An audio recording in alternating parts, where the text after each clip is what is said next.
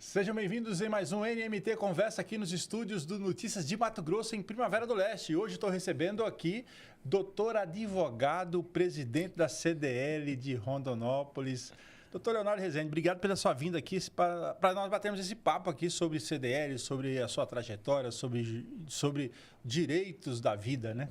Obrigado, Chico. Muito obrigado. É um prazer ser recebido por você aqui nesse belo estúdio. Parabéns para o NMT.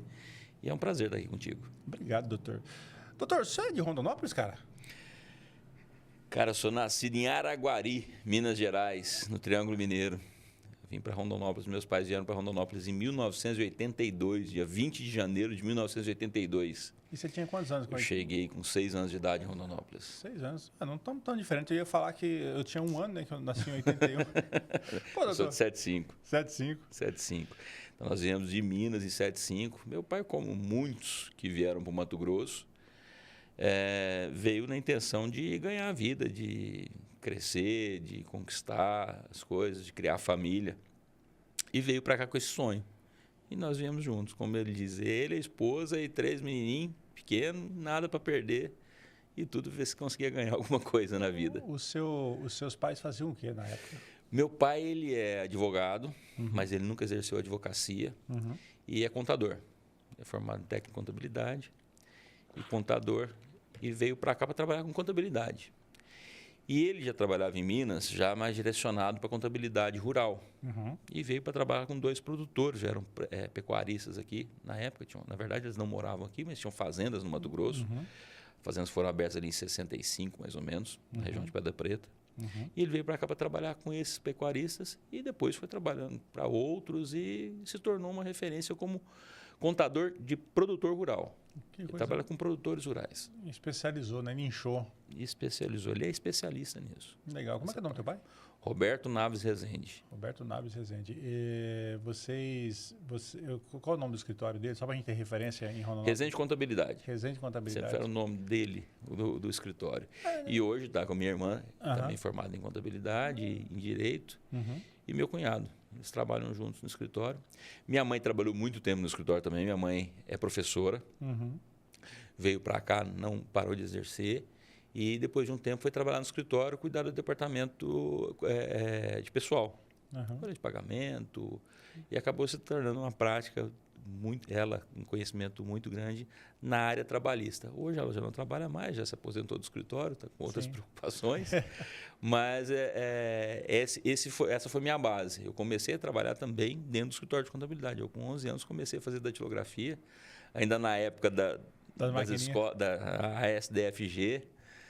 E fui para dentro do escritório devagar, fui criar dentro do escritório. Minha criação é dentro do escritório de contabilidade. Olha só, ser filho de professor exige um pouco... Sua mãe era rígida com vocês na educação, cara? Como é que era? Porque a risada já entregou, mas como é que era o rolê? Sempre exigente. Tinha que estudar muito. E, na verdade, a gente acho que nunca deu muito trabalho nessa parte, não. Não vou falar que gostava de estudar, mas a gente já tinha uma certa facilidade para isso. Mas, se você ter ideia da rigidez, eu gosto muito de uma história que aconteceu. Eu já trabalhava no escritório. E não sei se você conheceu o seu Célio Roberto Aguiar, produtor de Rondonópolis, falecido. Eu entregava remédio na casa dele. Dona Tereza. O seu Célio era cliente do meu pai. Na verdade, meu pai foi trabalhar com o pai do seu Célio. O seu Olavo. E eu, na época, eu já trabalhava cuidando do caixa, ajudava no caixa dos produtores. E o seu Célio tinha uma prática que eu chegava no final do mês, ele vinha com a caderneta dele, com a agenda dele, com os bois que ele havia matado no mês. Então, o frigorífico era Putanga, frigorífico tal, notas também, para me conferir se as notas tinham chegado todas no escritório. E um dia eu fiz um serviço e ele me elogiou.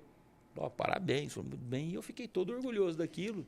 E o escritório do meu pai sempre foi junto com a casa, até hoje. É um sobrado.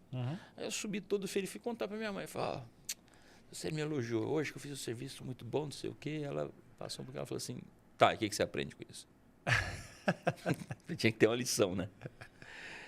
Eu falei, a trabalhar. Falei, só que você tem que aprender o seguinte. Ele te elogiou hoje. Você entendeu que você mudou de patamar? Não, como assim? Você mudou. Daqui para frente, isso que você fez, que você achou que é extraordinário, não é mais extraordinário. Passou a ser o comum. Se você quiser ser elogiado, você tem que fazer mais. Isso não tem nada de mais agora. Passou. Podia ter sido muito antes. Agora não. Agora isso aí passou a ser ordinário. Então agora você tem que entregar mais. Nossa. Dobrou a meta. E aí, isso parece que impregnou em mim. Eu tenho muito disso comigo. Não adianta, você sempre tem que fazer mais. Sim. Se você fez, você alcançou, significa que ele passou a ser normal para você. Uhum.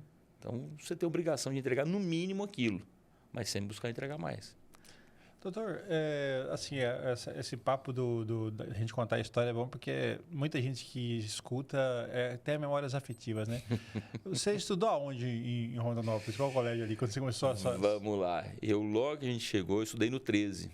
Fiquei 2 anos no 13. Do 13 eu estudei meio ano no Luther King, Uhum. que já não existe mais, né? Uhum. E depois do Luther King eu fui para o Sagrado. Sagrado. Aí no Sagrado foi até a 7ª série. Quando teve a Constituição de 88, que entrou o direito de greve, aí começaram as greves. Eu não sei se você vai lembrar, acho que você vai lembrar dessa época, né? Sim. As escolas estaduais que eram as melhores, Sim. as referências de educação sempre foram até 88 as escolas estaduais. Até tinha as escolas particulares que eu acho que você vai lembrar do apelido das escolas particulares, você lembra? Não. PPP. PPP? Papai pagou, passou. Não. Você não lembra disso, não? Cara, não lembro porque é longe da minha realidade a escola particular. Mas naquela época ninguém falava em escola particular. Escola particular era para quem não passava nas escolas estaduais, que era exigente ou que era expulso. Entendi. Aí ia para particular porque ninguém, a estadual não aceitava, que era a melhor escola. Sim. Aí você vai lá em Rondonópolis, Sagrado, Santo Antônio, La Salle. Todas as escolas estaduais eram referência. La Salle foi muitas vezes a melhor escola do estado. Então. Muitas vezes. E aí, quando veio a greve, começaram as greves estaduais, começou a não ter aula. Aqueles que tinham um pouco de condição fizeram o quê? Vamos procurar escola particular para os filhos. O que as escolas particulares começaram a fazer? Bom, está vindo gente, eu vou contratar professores bons. Começaram a tirar professores da rede estadual. E aí foi o grande boom, até foi a mudança na educação no país, se você for analisar. Que aí começaram a vir as escolas particulares, começaram a crescer, e algumas cresceram mais, começaram a criar os grupos educacionais. Então, a hora que aconteceu isso, eu fui lá para o Jean Piaget. Foi para o Jean Piaget, lá do Galeno. Onde era o Unic. Onde é o Unic. Aquele prédio hoje. Na época não era aquele prédio, era pequenininho. Sim. Era a dona Terezinha, que era a coordenadora, que está até hoje. Hoje ela tem a escola dela, estruturalista. Meus filhos estudaram com ela. Legal. Então, minha rota foi essa. 13, Luther King, Sagrado e Jean Piaget. Coisa boa, cara. Eu estudei no Pindorama, tá? Então, lá no Pindorama, lá a gente fala que tem, acho que é o Magno, Portela... Ronaldo Magno? O doutor Magno, advogado. E o doutor Zé Soares. Nós temos uma meia dúzia lá de gente que é mais conhecida na cidade, só do Pindorama. Pindorama coisa boa. Pindorama era uma escola difícil, cara. Muita confusão. As estaduais eram escolas diferentes. Não tinha muito aquele... assim, como é que eu vou falar? Além da educação ser muito forte, eu acho que você vai lembrar disso, as relações entre os colegas eram muito diferentes de hoje. Era muito, muito diferente. É outra história. Desentendeu, vamos para a esquina de cima resolver. Na educação, desentendeu, na saída a gente conversa. Sim. Não era assim? Sim.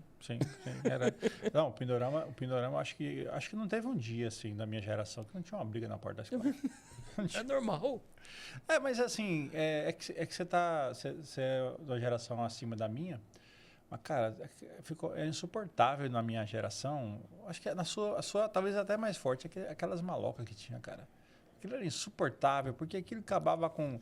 Toda a porta de escola tinha uma maloca brigando, depois toda festa acabava por conta de uma briga generalizada, né? Que a gente tinha. Eu sou dessa época, eu lembro disso muito bem. Tinha rixa, Rondonópolis, Cuiabá e Primavera. A turma de Rondonópolis ia para Cuiabá, saía briga. A turma de Rondonópolis ia para Cuiabá, brigava. A turma vinha para aqui, dava confusão. Isso era muito normal na época, você falou das rixas. Da maloca. Para a turma antiga, vai lembrar da maloca do Celé. Celé, do Batom, da Pracinha. Então, todo lugar, toda região era normal, mas era diferente de hoje, muito diferente. A gente fala de maloca, tudo de briga e tal. Mas, dificilmente, você ouvia falar alguém matar, o outro brigava, saía na mão. Mas ficava nisso. Cara, era triste. A gente tava num lugar e daqui a pouco vinha aquela maloca, aquele tanto de gente junto. Falei, ih, acabou a festa. Não, e tinha uma outra maloca na época, né? Cara, que era o 18º IAC. Que também se saía em turma, você lembra disso? Ah. Saía em turma, né? E acabava com as festas também, cara. Quase arrastão. Cara, que loucura. Você chegou a ir pro exército, cara? Não, Não fui foi dispensado. Foi dispensado do exército. Eu também fui dispensado. Nós somos da geração que não fomos para o exército. Meus amigos foram, mas eu fui dispensado. Deixa eu te falar, você falou que seu pai era um advogado que não trabalhava como advogado, né? Ele foi fez técnico em contabilidade, fez direito. Ele começou com o irmão dele no escritório, mas ele fazia contabilidade também, então acabava indo mais naquela questão de necessidade, o que dava o dinheiro mais imediato. Então, eventualmente fazer uma coisa ou outra no direito junto com o irmão dele, mas era mais ligado à contabilidade. Como é que veio o direito para você? Veio por conta disso ou qual foi a inspiração? Tá. Minha família, eu tenho vários advogados do lado do meu pai na família. Advogados, juízes, eu tenho um primo hoje. Eu sempre falo isso, mas é mais no sentido de orgulho mesmo, de ter uma pessoa que eu admiro muito, que é o meu primo Paulo. Hoje ele é desembargador no TJMG, Legal, Minas Gerais. O cara é muito estudioso, é diferente, ele é diferente. Para chegar lá tem outro nível, né? A conversa é diferente. Eu tenho o pai dele é juiz aposentado, que é o que meu pai trabalhava junto, que até a história é engraçada. Na época, meu pai estava estudando para concurso junto com meu tio. E apareceu essa oportunidade de vir para o Mato Grosso. E ele ficou naquela, eu vou para o Mato Grosso ou continuar no concurso? Meu tio depois passou no concurso e meu pai tinha vindo para cá. Então, meu pai poderia ter sido uma outra história. As encruzilhadas da vida, uma escolha ou outra muda toda uma história, né? Sim. A gente podia nem estar, às vezes, conversando aqui, podia estar lá em Minas, hoje em uma outra situação. O pão de queijo é melhor, tá? Tem jeito de falar como verde não é bom, né? E aí, quando eu terminei o 3º ano, no meio do caminho ali, eu tinha muita vontade de fazer veterinária. Porque família toda vinculada eu não falo a roça. A roça. Meu pai não era agro, né? Meu pai é da família de 14 irmãos, criados na roça, a educação primária dele foi a irmã dele, que dava aula no paiol para ele e o irmão dele. Nossa. Então, o lado da minha mãe, o meu avô era açougueiro, mas naquela época, e o bisavô dele, o pai dele, o avô dele, naquela época que açougueiro comprava gado a cavalo, ia lá, comprava vaca, tocava, matador, então sempre mexendo com gado e a cavalo. Então, sou muito ligado a isso, a gente sempre foi muito ligado a isso. E nesse meio caminho ali, teve uma época que eu queria fazer veterinária. A gente ia mexer com cavalo, tudo que meu pai juntou, foi juntando, foi comprando um gado. Que era o que ele, como era criado na roça, né? Era o que ele gostava também. Eu quis fazer veterinária, mas acabou não dando certo. Porque, na época, a condição, teria que sair daqui, não tinha nem ideia, teria que ir para Minas, enfim. E aí terminou, até queria fazer direito, mas aí também, por questão de condição, uma época um pouco difícil para nós, financeiramente, porque meu pai teve um problema financeiro, pagando aval. Não é nem por negócio ruim, negócio ruim foi pagar aval para os outros. E eu fui fazer ciências contábeis. Fiz 2 anos de ciências contábeis. E, mais uma vez, as greves tiveram um peso na minha vida aí. Depois de fazer 2 anos na FMT. Federal. Ixi, Federal. Ali as greves eram de 6 meses. A greve era terrível. Eu saía à noite para a faculdade e ia para o bar, porque não tinha... Chegava lá, não tinha aula. Sim. Vamos para o boteco. E aí, depois de 2 anos, meu pai falou assim, pode fazer direito. Eu vou conseguir pagar a faculdade para você. Aí eu fui fazer direito, porque Cesur? Sempre gostei, fui fazer Cesur. Coisa boa. Sempre fui um contestador. É muito da minha natureza de contestar, sabe por quê? Você quer que eu não faça alguma coisa, você manda eu fazer e não me explica. Aí não tem. Você quer que eu faça, fala, Leonardo, você precisa fazer isso, mas por isso, isso, isso. Opa, vamos embora. Aí você acha um parceiro para fazer. Agora faz, por quê? Porque você tem que fazer. Aí não. Então, muito dessa minha natureza de contestar, de ser muito combativo, e eu sempre tinha essa atração pelo direito. Casou. Gosto. E aí, bom, vamos entrar na parte profissional.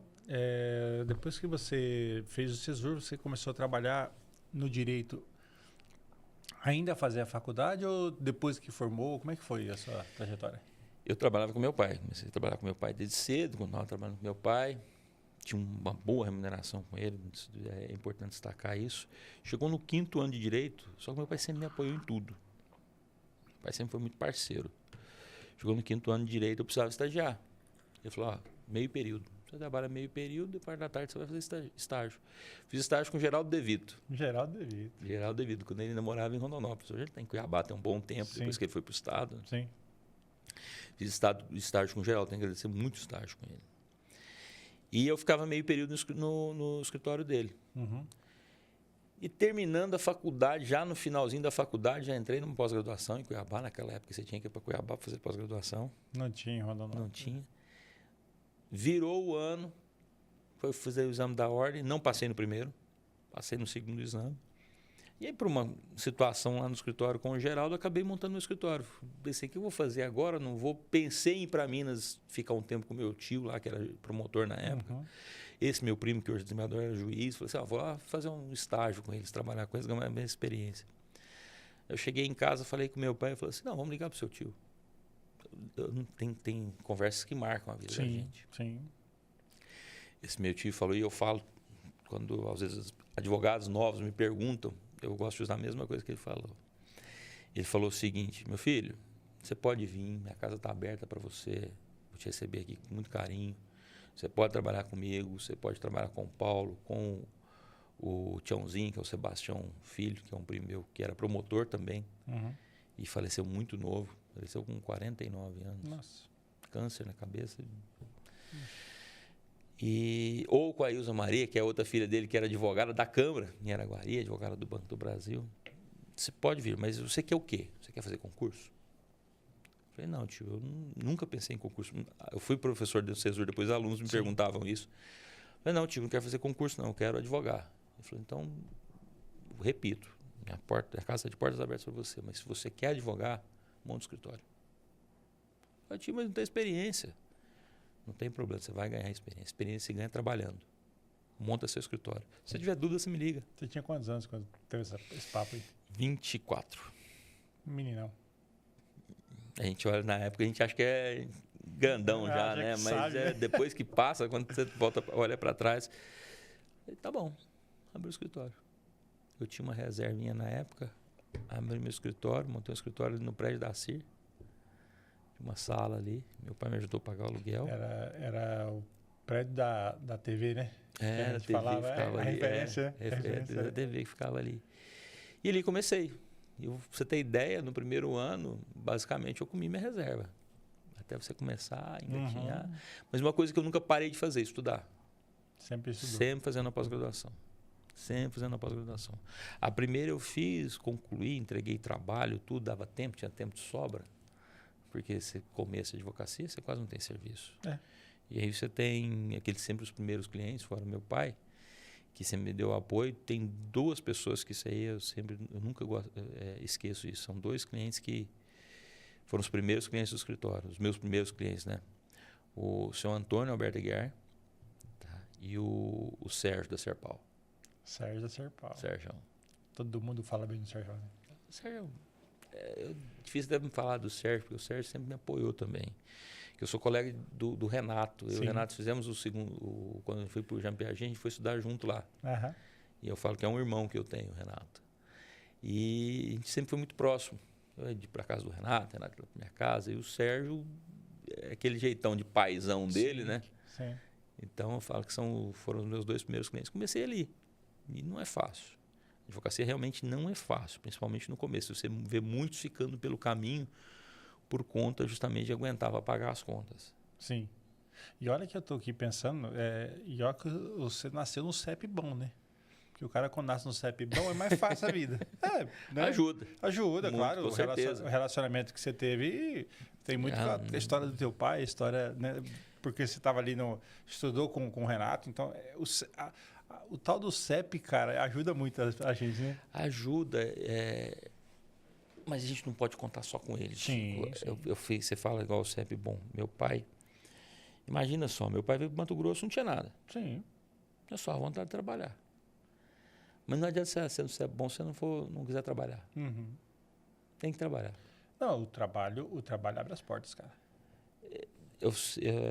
Tem três, a gente já sabia, mas tem três coisas que você olha quando você vai contratar alguém. Né? É o chá, competência, habilidade e atitude. Mas uma coisa que você não consegue... A competência se ajuda, tá? A habilidade se desenvolve, mas tem um negócio que isso parte da pessoa, é dela. Que aí entra a atitude. Se não tiver atitude, pode estar em CEPPOM, pode ter a ajuda de quem for. Quantos a gente conhece, quantos estagiários não vieram para mim, que o pai, o Leonardo, o meu filho está precisando trabalhar, tá? Você não dá uma vaga para ele lá? Pode mandar lá, pode ir lá. A pessoa nem ir, não vai. É um absurdo, né, cara? Se não tiver atitude, Sim. eu não sei. Agora eu vou até voltar para você. Desses três, eu tenho certeza, você é um cara que a gente tem que considerar que você é um cara que tem reconhecido hoje, venceu na vida. Sim, sim. Qual que é o grande diferencial da sua vida? Meu irmão, meu pai morreu, eu tinha 3 anos. Então, imagina, minha mãe ficou viúva com 6 filhos, com 29 anos de idade. Então, e estudando no Colégio Fidorama, tá? Então, assim, sabe que tem muita gente, eu vou contar assim, que é muito legal. Muita gente acha que meu pai é amigo do Adilto, do Blairo, por causa do meio que a gente vive na política, né? Eu falo, gente, vocês nem pai tem, cara. Difícil, né, cara? Mas é porque eu falei do CEP, né? É só por conta do seguinte. Toda carreira tem o início e o topo. Tem. Toda. E o cliente empresarial, a gente percebe que, não conheço a fundo o direito, mas é o topo da carreira quando a gente fala de cliente, né? Se atender empresas é mais legal do que atender, né? Do que atender CPF. E isso ajudou também, né? Porque você tendo no início o Sérgio te apoiando, certamente o trabalho que você desenvolveu com ele te abriu portas para outras coisas. Tudo é trabalho. É diferente, eu falo essa questão de atender CNPJ, atender pessoa física, é perfil. Não vou falar para você que é melhor ou que é pior. A depender, se você for avaliar hoje, o CNPJ até é mais difícil. Porque o CNPJ todo mundo quer. A briga é maior, né? A briga é maior. Sim. A depender. E aí, vamos voltar. A grande diferença é a atitude, é trabalho. É o que você falou. Ó, se o Sérgio me dá a oportunidade, mas se eu não entrego, sim, o que adiantaria isso? Não há dúvida. Se o seu Antônio me dá a oportunidade, se eu não entrego, mesmo que tenha sido, ele é cliente do meu pai, era cliente do meu pai, se eu não entrego, o que adiantaria isso? Sim, não há dúvida. Então, isso eu atendi bem, eu tenho clientes que vieram, a boa parte dos meus clientes vem por indicação de outros clientes. Mas por quê? Porque eu fui bem atendido. Agora, se foi mal atendido, pode indicar para o inimigo também, né? Mas nem isso. Se você atende bem, você vai criando, justamente, vai criando a sua clientela, vai criando musculatura, você vai criando autoridade. Isso é autoridade. A gente não começa grande. Eu falo isso, até adiantando um pouco como se fosse falar da CDL, eu falo isso para todos os empresários. Ninguém começa grande. Não tem jeito, né? Se você for, mas essa empresa começou, mas ela começou, outra empresa criou, tudo bem. Ela é uma cria dessa empresa, uma spin-off dessa empresa. Mas você vai para a matriz, para a matriarca lá, você pode ter certeza que alguém começou pequenininho. Então, ninguém começa grande. Cresce por competência, cresce por atitude, por trabalho. Tem que trabalhar. Não tem... Eu acho que o segredo é... Transpiração. Trabalha muito, ganha mais do que você gasta. É bom, o raciocínio é lógico. Né? Conta é simples. Conta simples. Você tem que ganhar mais do que você gasta. Doutor, e quando o senhor olha assim, né? Você tem quantos anos de escritório aberto hoje? Eu, com a B26. 26 anos. 26 anos. Olha para trás do início, né? Passou esse ano da dificuldade, né? Comendo a tua reserva. Acho que essa história da reserva aí, meio que todos os advogados passam nessa pegada, né? E aí, claro, você foi professor quantos anos, aliás? 6 anos. 6 anos como professor. E claro que você olha para trás e você fala, qual foi o desafio maior que você acha que você teve na tua carreira, ou uma virada de chave, que você falou, não, isso aqui, quando eu passei a fazer isso aqui, foi o que... Porque hoje você atende quase todas as áreas, né? Você estava falando, menos o criminal. que foi a mudança de chave? Porque não há dúvida que você é um advogado de sucesso, todo mundo conhece, né? Todo mundo conhece o seu escritório. E aí você olha para trás e fala assim, cara, isso aqui foi a virada... Porque todo mundo tem uma virada de chave na vida. Tem. Tá, vamos lá. Você tem, tem vários eventos que eles vão marcando sua carreira e que você vai entendendo como degraus que você vai subindo. Tem alguns clientes que você conquista e tem algumas outras situações que são um pouco mais traumáticas e que marcam mais. Vamos para essa mais traumática que eu julgo que foi um grande diferencial de posicionamento.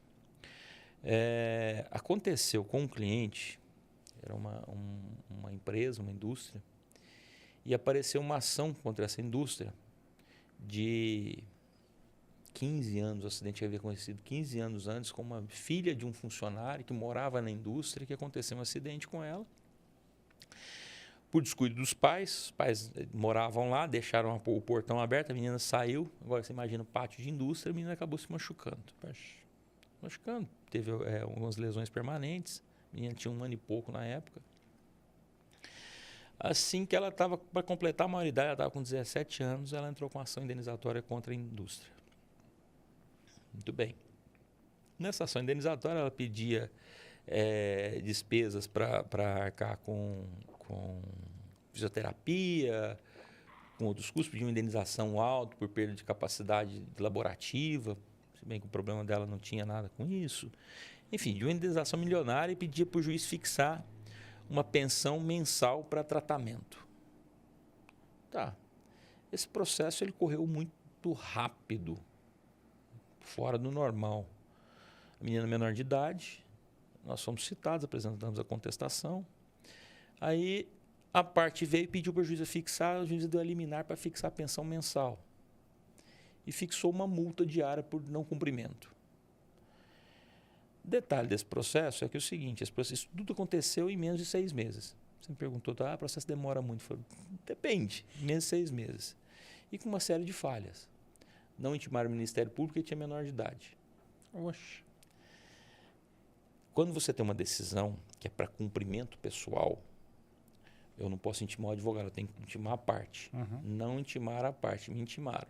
Falei, bom, é obrigação de fazer, não sou eu que tenho que cumprir, tenho que intimar a parte. Uhum.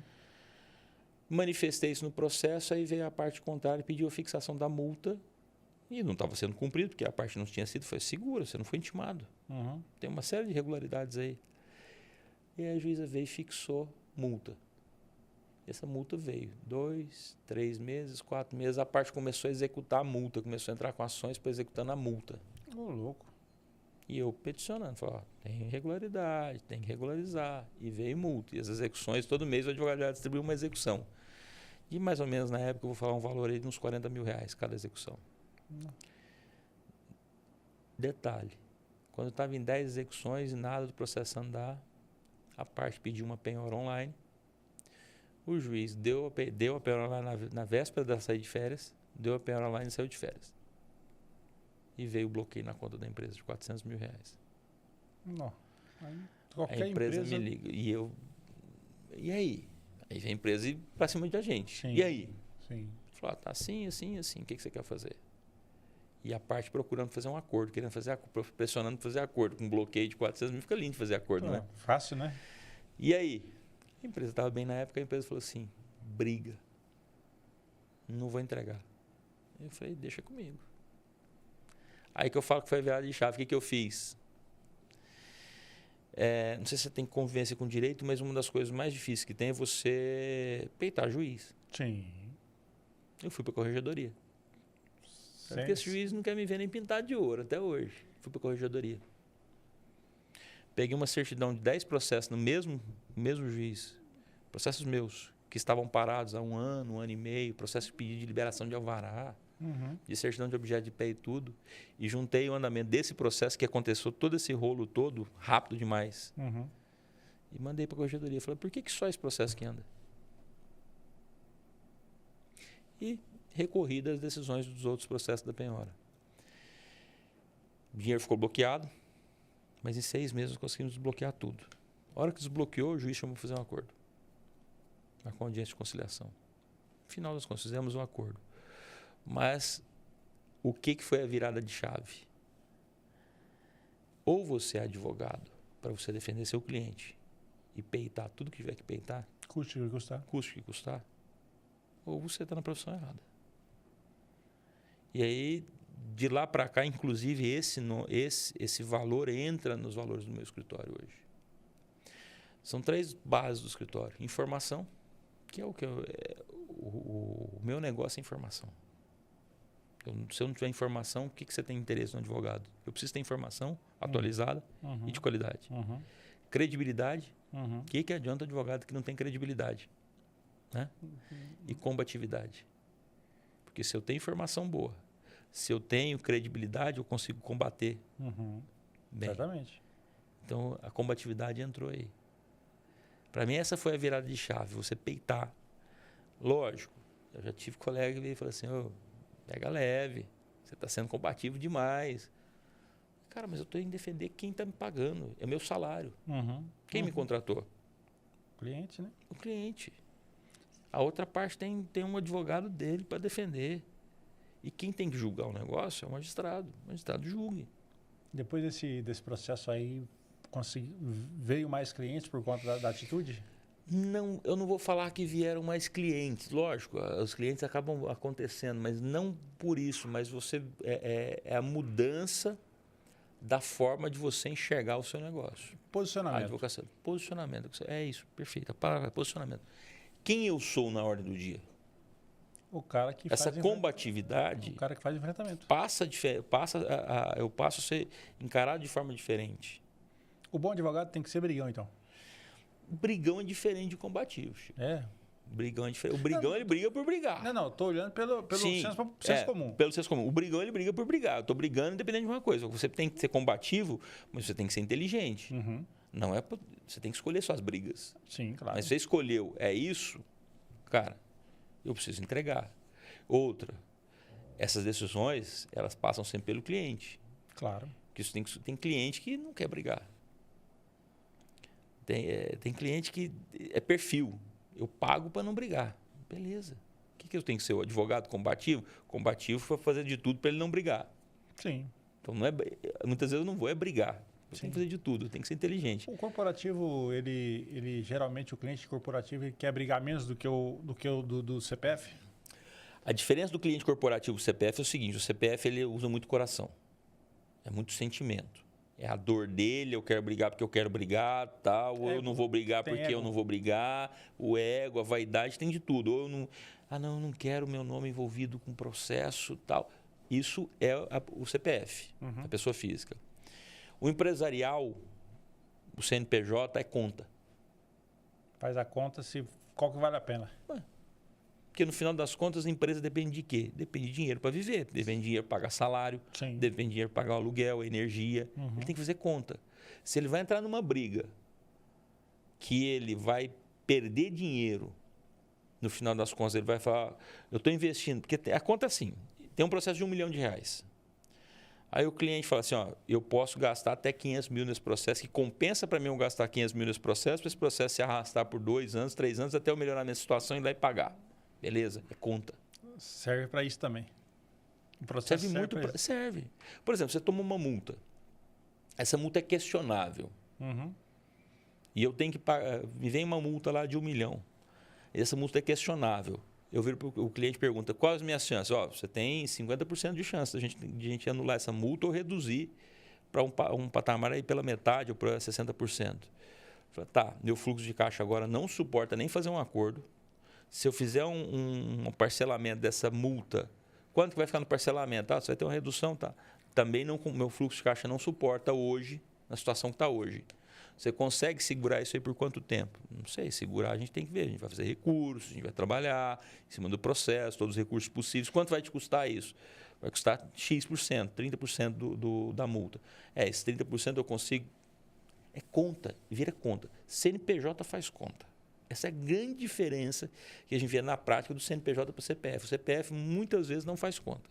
Vai na emoção mesmo, é passional o negócio. A diferença do CPF é essa. O cara é passional, ele é o dor. Cara, mas você está me processando. Já vi cliente em sala de audiência, trabalhista, o juiz fazer a parte que a gente trabalhando no acordo, o juiz falou assim, paga R$2.000. Não, tio, paga R$2.000. Eu pago, gasto 10, mas eu não dou um centavo para esse cara. Trabalhista? Perfil do cliente. Não, trabalhista. Ele estava indignado, ele ia pagar. Ele vai pagar, no final das contas, ele pagou. Mas ele falou assim, mas tudo bem, eu pago porque está condenado, mas eu não faço acordo com esse cara, eu não dou dinheiro. Se quiser, vai ter que tomar. Foi feito penhora na conta dele. Tomou. Ele falou, tá bom. Mas meu ego Gastei ficou... o dobro, mas eu não dou dinheiro para esse cara. Ave Maria. É perfil. Esse perfil é muito engraçado. Chega a ser engraçado às vezes, mas é curioso isso. E você tem que ser combativo de acordo com o cliente. Quando a gente fala combativo, eu falo que é diferente do brigão, porque o brigão é briga por briga. Eu vou brigar porque eu gosto de brigar, eu gosto de caçar confusão. Se eu estou errado, eu vou brigar porque eu estou errado. O combativo, não. Você tem que usar, logicamente, a inteligência para poder trabalhar, brigar. Você escolhe suas lutas. Sim. E saber lutar. Doutor, 26 anos de carreira e eu tenho uma percepção, curiosidade, né? Parece-me que existem mais processos, mais gente entrando com processos. Estou falando no todo, na advocacia no todo. Esse aumento de pessoas com disposição de ir para o judiciário resolver as questões, isso tem a ver com mais informação, né? Porque nós estamos falando de tudo. Então, tem, por exemplo, antigamente não se entrava com tanto processo. Você não via... Hoje, qualquer casa brasileira tem alguém tramitando um processo ou contra ou a favor. Isso tem a ver com informação? O que tem a ver ou com a quantidade de advogados também? Porque isso vai gerando negócio também, vamos colocar dessa forma, né? Não é de forma pejorativa. O que você acha que deve esse momento assim, da advocacia? Isso me parece um conjunto, tá? Você tem, realmente, você falou a informação ela é preponderante, ela está muito fácil. O número de advogados também, tem muitos advogados, o advogado tem que trabalhar. E aí existe também o seguinte, além de ficar esperando, hoje o advogado não pode ficar esperando o cliente dentro do escritório. Ele tem que entender o mercado e muitas vezes oferecer para o cliente alternativas para os problemas que ele tem. Então, por exemplo, quem é que não recebe ligação todo santo dia de empresas telefônicas e oferecendo crédito e algumas coisas assim? Call center. Toda hora. Call center. Isso não é uma dor de cabeça? E eu que estou recebendo aqui, eu sou Maria e sou Wellington. Aí. Meu pai recebeu uma ligação dessas anteontem desse jeito. Falou, eu quero falar com a dona Tânia. Esse telefone eu tenho 30 anos, não conheço Tânia. E aí ele falou algumas coisas para a pessoa e falou, não me liga mais. E aí que eles ligam? Pois é, esse é o incômodo. Então, isso também entra na conta. Porque são mais dores de cabeça para a pessoa. Aí você procura um advogado, ou você vê no Instagram um advogado dando informação sobre essa situação. Tá fácil, vou clicar aqui, vou falar com esse cara. E eu posso contratar um advogado hoje, não precisa estar na minha cidade. Hoje... Eu posso contratar um advogado em qualquer lugar do Brasil hoje. E ele pode entrar com processo em qualquer lugar do Brasil por conta do processo eletrônico. Então, a facilidade entra nessa conta. Então, facilidade de acesso. Você tem muita informação, você tem muitos advogados dispostos a trabalhar. Você tem as redes sociais para comunicar, a facilidade de comunicação, de informação passada para as pessoas. Então, tudo isso influencia. Então, na minha opinião, não dá para você apontar um único responsável pelo aumento do número de processos. Mas podemos dizer que existe uma globalização, né? Porque aí informação para cá, para lá, advogados... Bom, e falando de internet, de advogados que atuam na internet... Cara, tem uma epidemia de gente prometendo limpar nome, tem uma epidemia maluca. Como é que o doutor observa, por exemplo, esses dias virou hype de discussão, os advogados que prometem... na verdade, o cara faz uma liminar, né, e apresenta o nome do cara limpa, depois cai a liminar. Como é que você vê essas situações, cara? Achei que esse é um problema que está sendo tratado, inclusive, pelo SPC Brasil. Essa chuva de liminares, e como eu falei, em qualquer lugar do país você pode acessar um processo, fazer um processo. Essas chuvas de liminares que depois eram revogadas, e aí já é revogado, mas o nome já tinha sido limpo e tudo. O que eu chamo a atenção? Primeiro, você falou de uma palavra aí que é promessa. Tem 26 anos de advocacia. Eu acho difícil você prometer algo com certeza para as pessoas.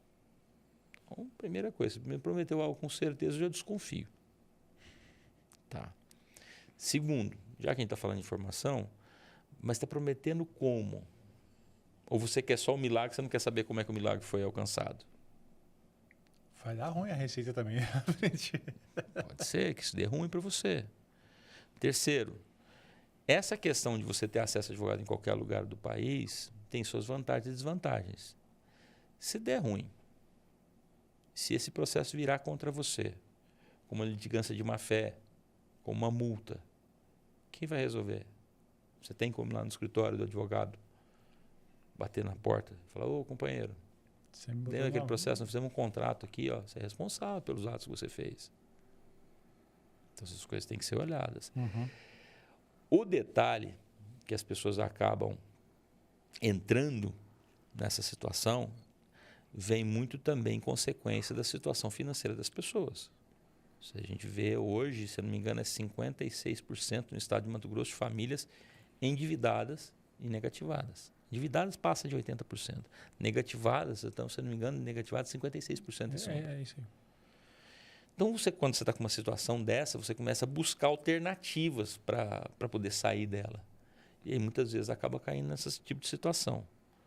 Eu sempre faço a seguinte análise, peço para as pessoas analisarem o seguinte: você quer saber só o resultado do milagre ou você quer saber a conta dele? Porque às vezes você está achando que vai sair rápido. Ah, negativo, tirou seu nome. Tirou por uma semana, 2 semanas, 1 mês. Mas o quanto você vai pagar depois por isso? E se vai voltar, não resolve nada, né? Não, e se voltar com uma conta junto, por exemplo, com uma sucumbência no processo? Sucumbência é quando a parte perde o processo. Sim. E se voltar com essa conta junto? Porque o seu CPF está lá no processo. Tem isso também, né? Se voltar com uma multa de litigância de má-fé contra você? Eu acho que as pessoas... esse negócio... Eu estava vendo a informação esses dias, doutor. E daí agora vamos entrar já também na questão da CDL. O valor que as pessoas estão negativadas no Brasil, o valor é pequeno, né, cara? Na maioria dos bloqueios são pequenos. E aí, como é que as pessoas caem numa esparrela de mexer com advogado? É mais caro, teoricamente, né? Assim, tem coisa que você... É difícil explicar. Isso é igual... Não estou falando que é o caso do... Tá, vou mudar a palavra, que se eu falar um negócio aqui agora vai ficar ruim para mim com o advogado. Mas isso é falar o que as pessoas querem ouvir. Não, isso é pior. Vou fazer então eu aqui, porque eu sou o host e o host pode fazer. É o curioso.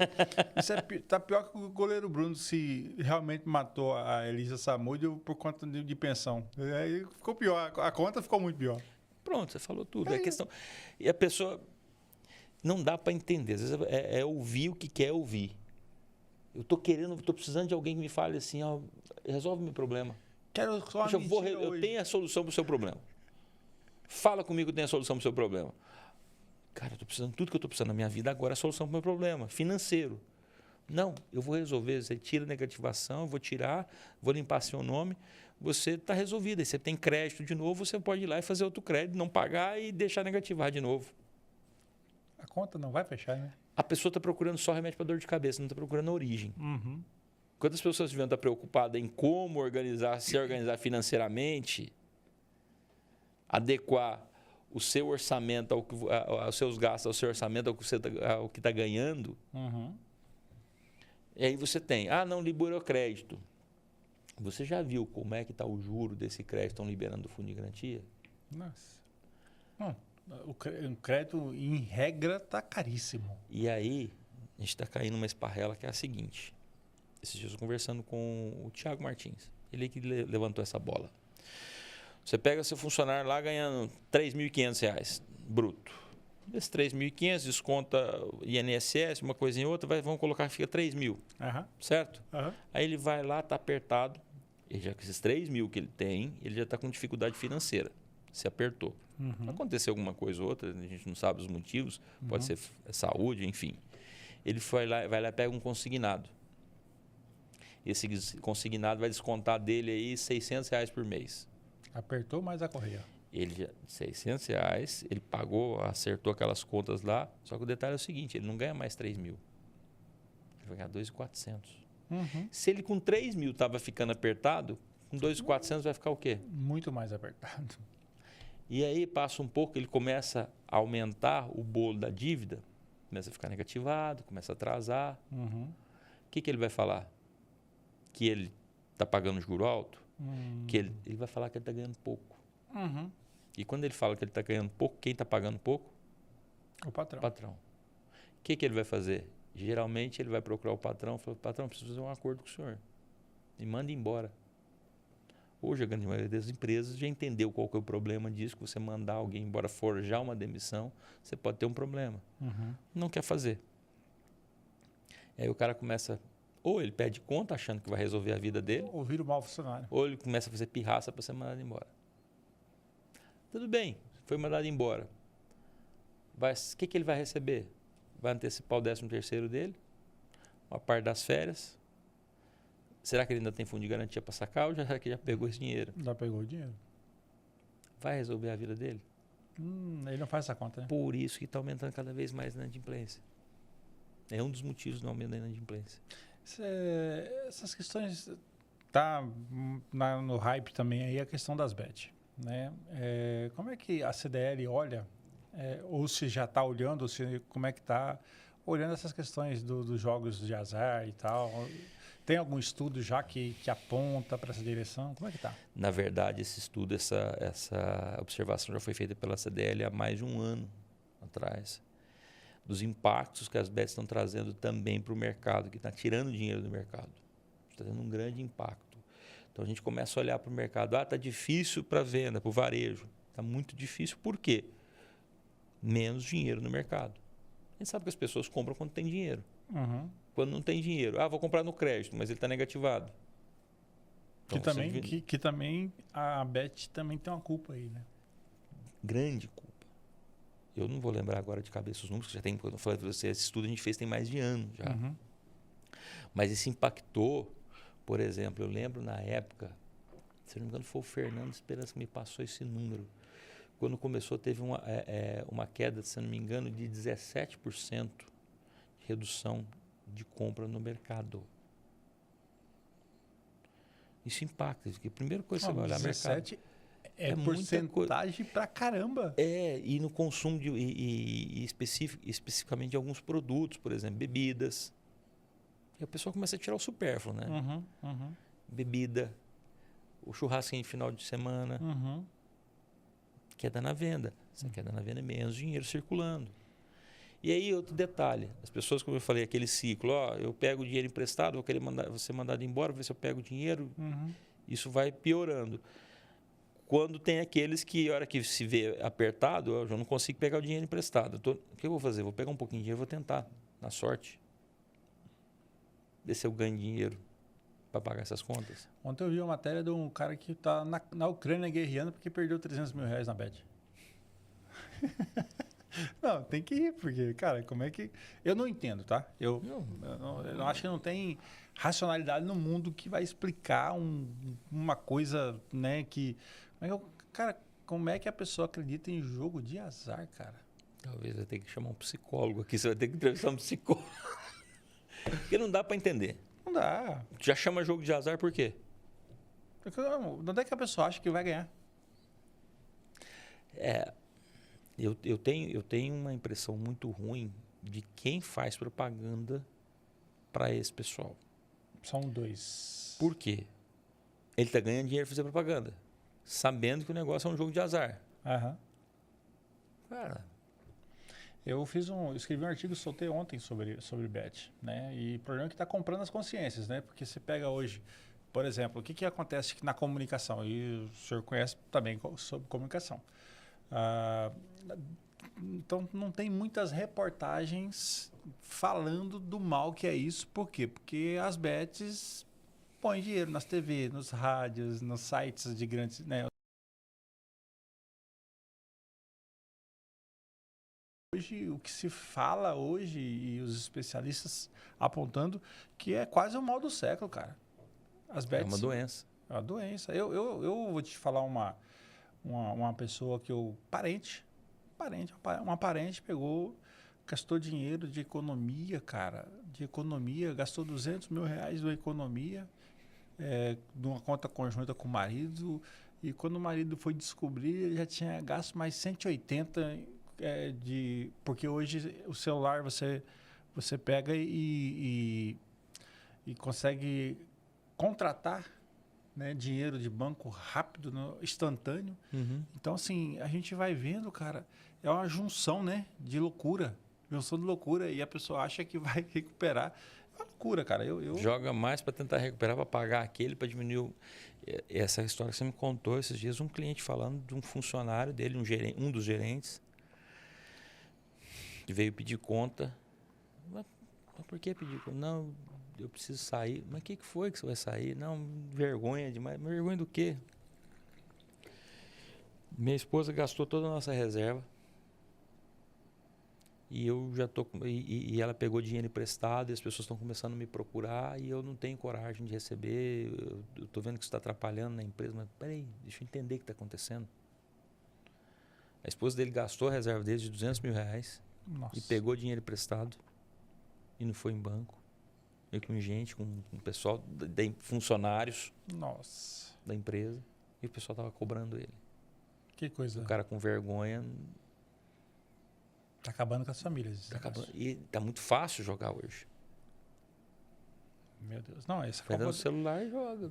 Essa Copa do Mundo aí, cara, virou uma coisa nojenta. As propagandas em porroterapia, né? Porroterapia. Esse negócio das bets aí foi realmente absurdo. Agora o governo na sexta-feira colocou uma travinha, né? Que eu acho que não...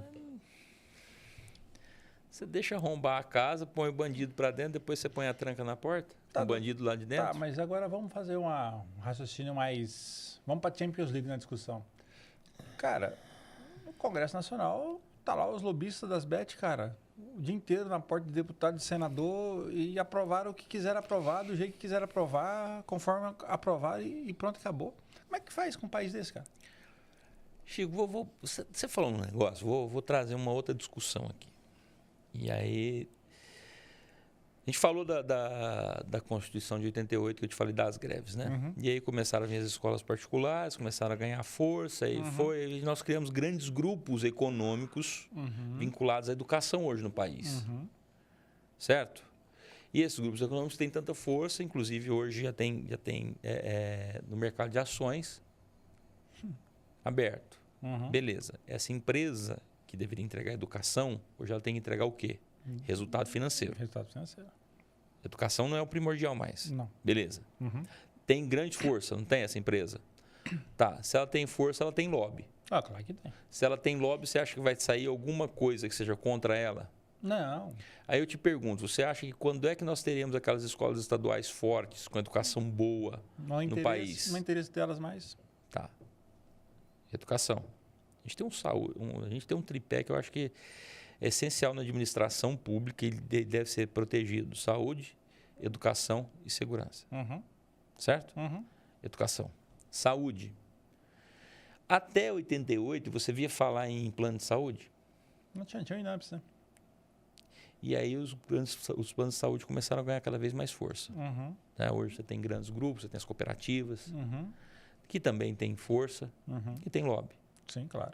Quando é que você acha que vai ter receita para funcionar muito bem o SUS? Nunca. Quando é que vai ser interessante não ter fila no SUS? Porque enquanto tiver filas no SUS e for mal atendido, eu vou procurar um plano de saúde. Tanto é que esse é um atrativo que as empresas oferecem para os funcionários. Sim. Quando é que vai deixar de funcionar isso? Nunca. Saúde. Segurança. Hoje, quantas empresas de segurança tem em todas as cidades do país hoje? Vendendo segurança. Com alarme, com cerca, com monitoramento. Portaria. Hoje as casas têm mais segurança do que presídio. Sim. Tem cerca, parece até brincadeira, sai lá em cima do muro aquelas cercas de arame farpado. Câmera para todo lado, dentro de casa, fora de casa, monitorando na rua. Alarme. Também tem lobby. Sim. Quando é que a segurança deve funcionar? Quando é que vão colocar policiais suficientes na rua e trabalhar contra o crime? Não. Então, saúde, educação e segurança. Não, e você quer ver agora o pior? Vou te para contribuir. E agora o crime organizado também tem político. Então, assim, é um negócio... E aí eu te pergunto, nessa receita, nesse tripé aí, qual a chance que a gente tem dele mudar? Não, então, eu sempre conto uma historinha que é a seguinte, é real. Uma vez uma pessoa falou assim, o Chico, lá em Brasília, né, porque a gente trabalha no Congresso, lá no Brasília tem muito povo protestando. Eu falei, não, lá não tem povo, lá tem gente engravatada com pastinha e mala para cá, mala para lá. E as pessoas acham que... Porque isso é... A gente, quando fala assim, mala daqui, mala de lá, as pessoas acham que não é só dinheiro vivo, gente. Chega nas campanhas eleitorais, os caras pagam por dentro. Os caras colocam dinheiro em campanha eleitoral. Ah, mas a empresa não pode doar. Não pode, mas o dono da empresa, o CPF, está hypado. Então, ele dá dinheiro para um monte de gente. E todo segmento fortalecido tem os seus políticos. Todas. Não é... Às vezes, ela estranha uma bancada evangélica que defende os direitos das igrejas que não pagam impostos e tal. E quando fala que vai pagar imposto, dá uma briga danada, dá uma guerra danada. É o mesmo modelo do que você está falando, que as empresas de segurança, as empresas dos planos de saúde, assim, então, da educação. E é difícil, as pessoas não entendem por que os deputados não votam uma coisa, às vezes, que parece simples. Vamos lá. Não está errado, até certo ponto. Quando você olha para representantes do povo, para deputados federais, são representantes proporcionais. Então, teoricamente, eu tenho uma proporção que representa indústrias, uma proporção que representa empresas, uma proporção que representa a população. Certo? Não é proporcional? Deveria. É só essa. Se for equilibrado, beleza. Mas não Aí a gente equilibra. Não sei. Assim, o sistema... Eu não estou falando que o sistema é ruim. Tá? Tem alguma coisa aí que não está encaixada no sistema. Doutor, tem para representar todo mundo. Eu vou falar agora aqui, porque eu trabalho faço assessoria para político, né? E aqui no Mato Grosso, todo mundo sabe que eu trabalho com os políticos do agronegócio.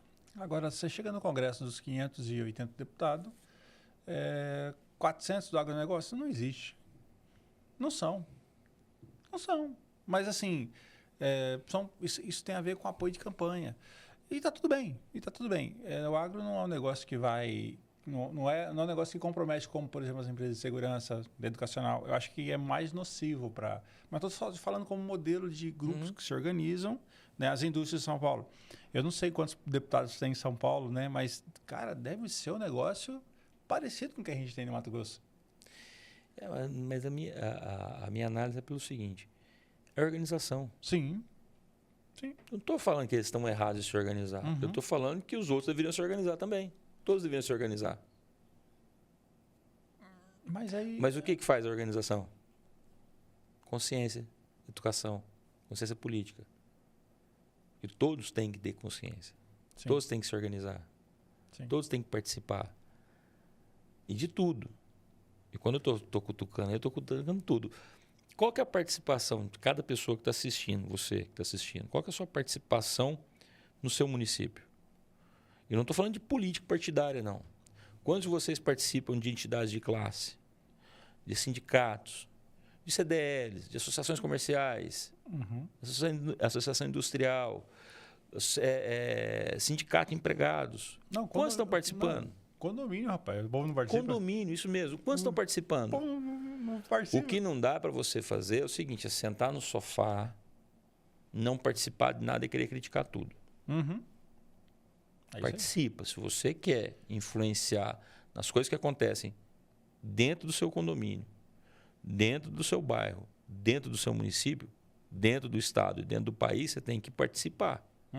Se você não participar, não adianta.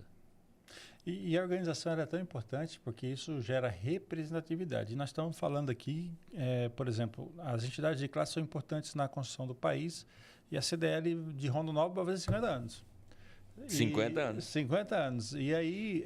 uma jovem senhora. Uma jovem senhora que quando você fala de organização do município, a CDL tem um papel fundamental na organização e de representatividade das empresas, né, do município, os lojistas do município.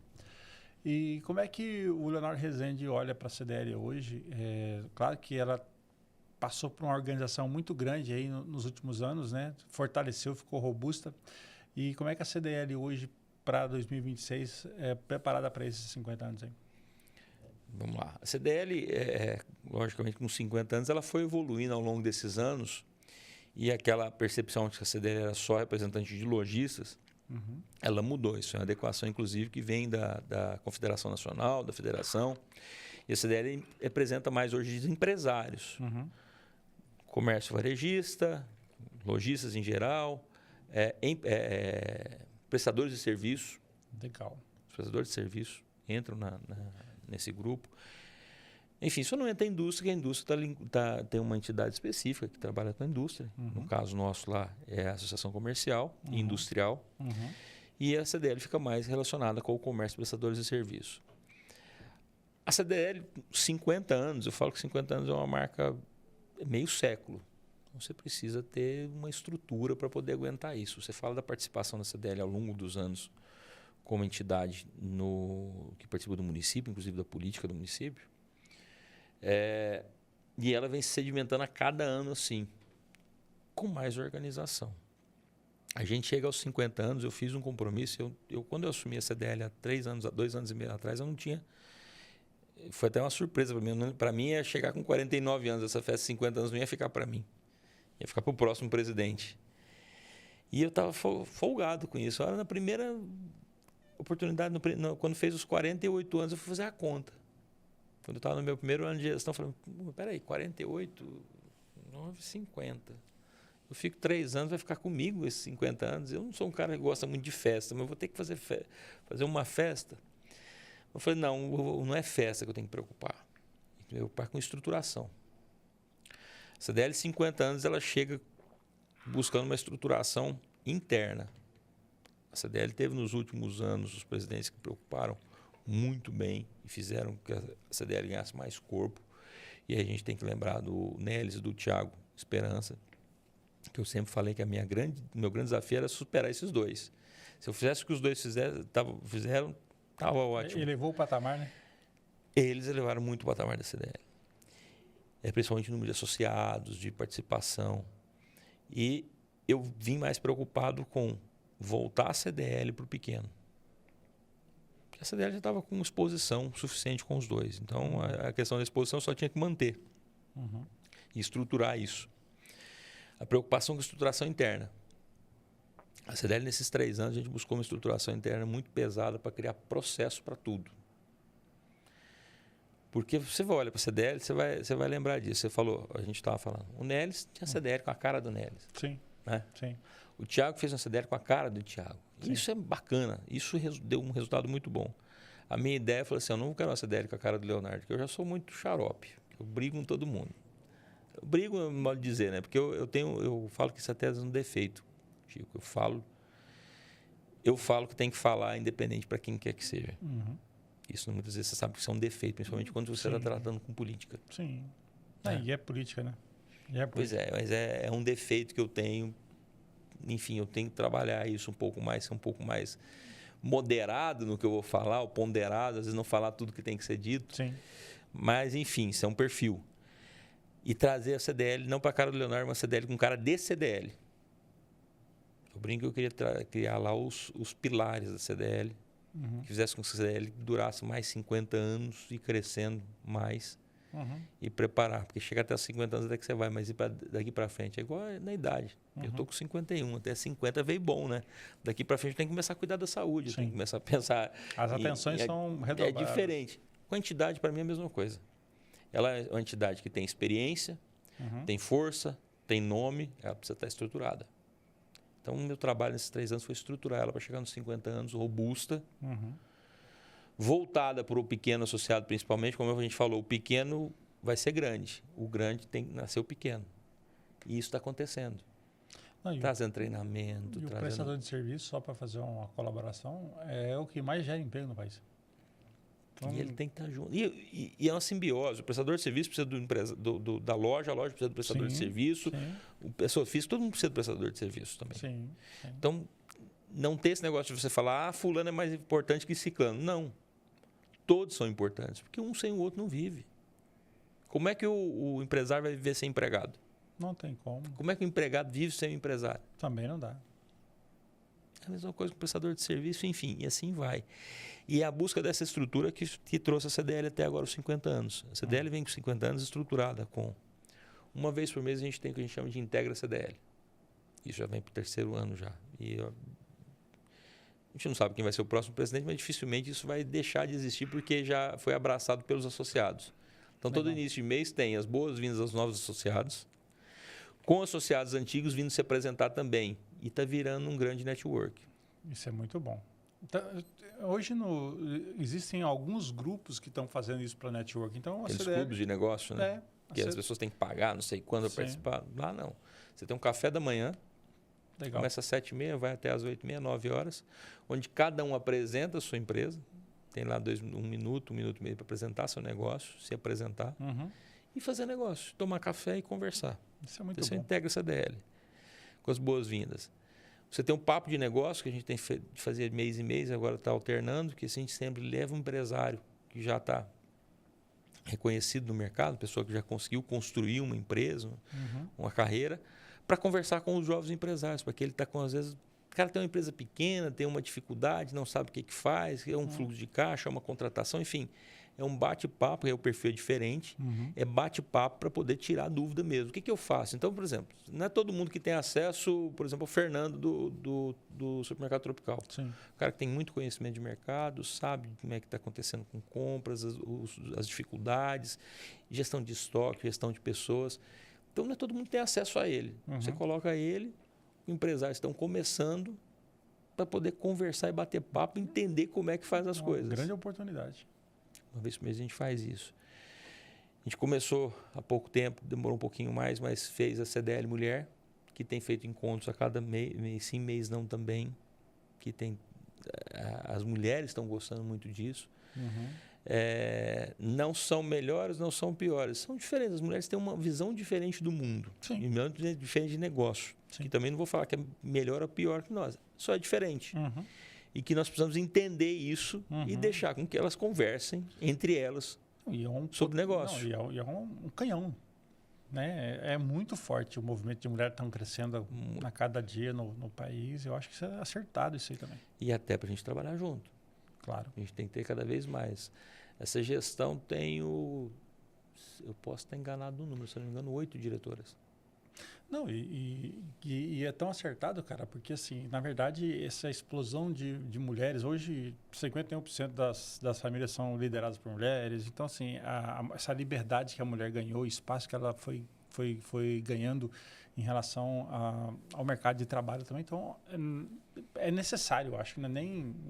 É porque é necessário. É necessário. Antigamente, é um caminho sem volta isso. Antigamente a gente via poucas mulheres e se movimentando. Hoje, nossa, só de trabalhos específicos de mulheres no mercado de trabalho é grande. E a gente precisa valorizar isso. Tem o CDL Jovem, fazendo seus eventos também. O CDL Jovem que é mais voltado para o jovem empresário, que precisa de apoio. Eu falo que a CDL ela é mais importante para os pequenos do que para os grandes. Os grandes estão lá porque reconhecem a importância da CDL e reconhecem a importância que tem de compartilhar com os pequenos o seu conhecimento. Os grandes estão para ajudar. Exatamente. Entenderam como é que funciona. E eu até falava semana passada, tem uma coisa que a gente ganha cada vez que a gente... Se tem algo que você ganha e melhora cada vez que você doa, que você perde, é conhecimento. Quanto mais eu passo o conhecimento, parece que mais eu estou ganhando. Esse negócio multiplica de uma forma incomparável. E as pessoas entenderam isso, os grandes empresários entendem isso. Eles tiram seu tempo, vão lá para compartilhar, fazem parte. E tudo isso junto ajuda o quê? As pessoas estarem dentro da entidade e fortalecê-la cada vez mais. Então, por exemplo, daqui a pouco a gente tem a sucessão. A gente quer pessoas novas indo para dentro da entidade. Pessoas novas fazendo parte da diretoria. Comissões. Se direcionar para comissões. E a CDL trabalhando, sempre pensando no empresário. Essa é a ideia. Principalmente hoje que você vê um cenário que é um pouco mais desafiador. O cenário está desafiador para o empresário. E a gente tem que buscar ajudar. E também, fechando nessa questão dos 50 anos, vem o Liquida Aqui, que é o evento que já vem, é o 23º Liquida Aqui. Deixa eu fazer uma pergunta do Liquida Aqui. Antigamente, quando a gente falava assim, vai sortear um carro, moto, não sei o quê, eu não sei se é porque a internet tem tanta coisa na internet e ainda chama a atenção, ainda faz o diferencial para o empresário, a campanha do Liquida Aqui? Esse ano, a gente mudou um ponto. Inclusive, é algo que a gente mudou, até um pouco de influência também da comunicação. Eu trouxe para minha companhia aqui o Léo Sete, que está o responsável hoje pela comunicação. Nós contratamos ele para cuidar da comunicação. Uhum. Então, tudo que a gente tem feito principalmente com base em estudo. Legal. Nós contratamos um economista para analisar uma proposta que nós tínhamos para um Liquida Aqui desse ano. Porque nos outros anteriores era carro, fazia diferença? Fazia. Relatos de empresários que vieram falar, consegui melhorar minha venda esse ano 50% do que do ano passado. Foi muito bom o Liquida esse ano, consegui melhorar muito bem as vendas, vendi muito consórcio, empresas falando de vender consórcio de imóveis. Então, a repercussão é boa. Mas o que aconteceu esse ano? A gente olhou para os anos anteriores, a gente fazendo festa sempre. Festa, show, na praça. Esse ano, o que a gente decidiu mudar e foi atrás para estudar? Tirar o carro, que é um valor pesado, tirar o carro, reverter isso aí em premiação pulverizada. Esse ano não vai ser o carro. Esse ano diminuiu o valor do prêmio, mas contempla mais gente. Não diminuiu tanto assim, não. Esse ano, na verdade, o prêmio vai ser maior do que o do ano passado. Não, estou falando no valor no único, né? No valor do bem. O ano passado nós tivemos de premiação, se eu não me engano, 112 mil reais, 120 mil reais, eu não vou lembrar o número exato. Esse ano, 158 mil. Esse ano vai ser 100 mil reais em vale compras. Que legal. Vale compras de 200 reais, então são 500 vale compras. Contempla mais gente. E 10 iPhones 17. Que é muito... o pessoal gosta muito também de participar. O que a pesquisa, o que o economista, a empresa que nós contratamos para fazer o levantamento, o estudo, apontou? O Liquida Aqui, dessa forma, ele vai dar um incremento para Rondonópolis em 15 dias de evento, no cenário conservador, tá? Porque ele desenha até 3 cenários, mas no conservador, um incremento de volume de negócios de 7 milhões de reais. Considerável. Você coloca 158 para girar o mercado e aumenta o volume de negócio em 7 milhões. Por que isso? Porque, primeiro, a gente já começou, a gente soltou já a campanha, já está trabalhando. Então, as pessoas já estão preparadas para lá em setembro fazer suas compras.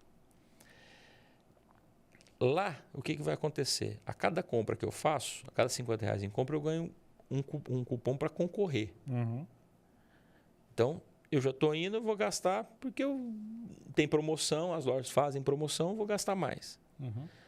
Se eu ganhar os 200 reais, a loja está vendendo 200 a mais, porque só vai participar as lojas associadas da CDL. Então, participa para ganhar o cupom, ganhou, tem que comprar nas lojas associadas da CDL.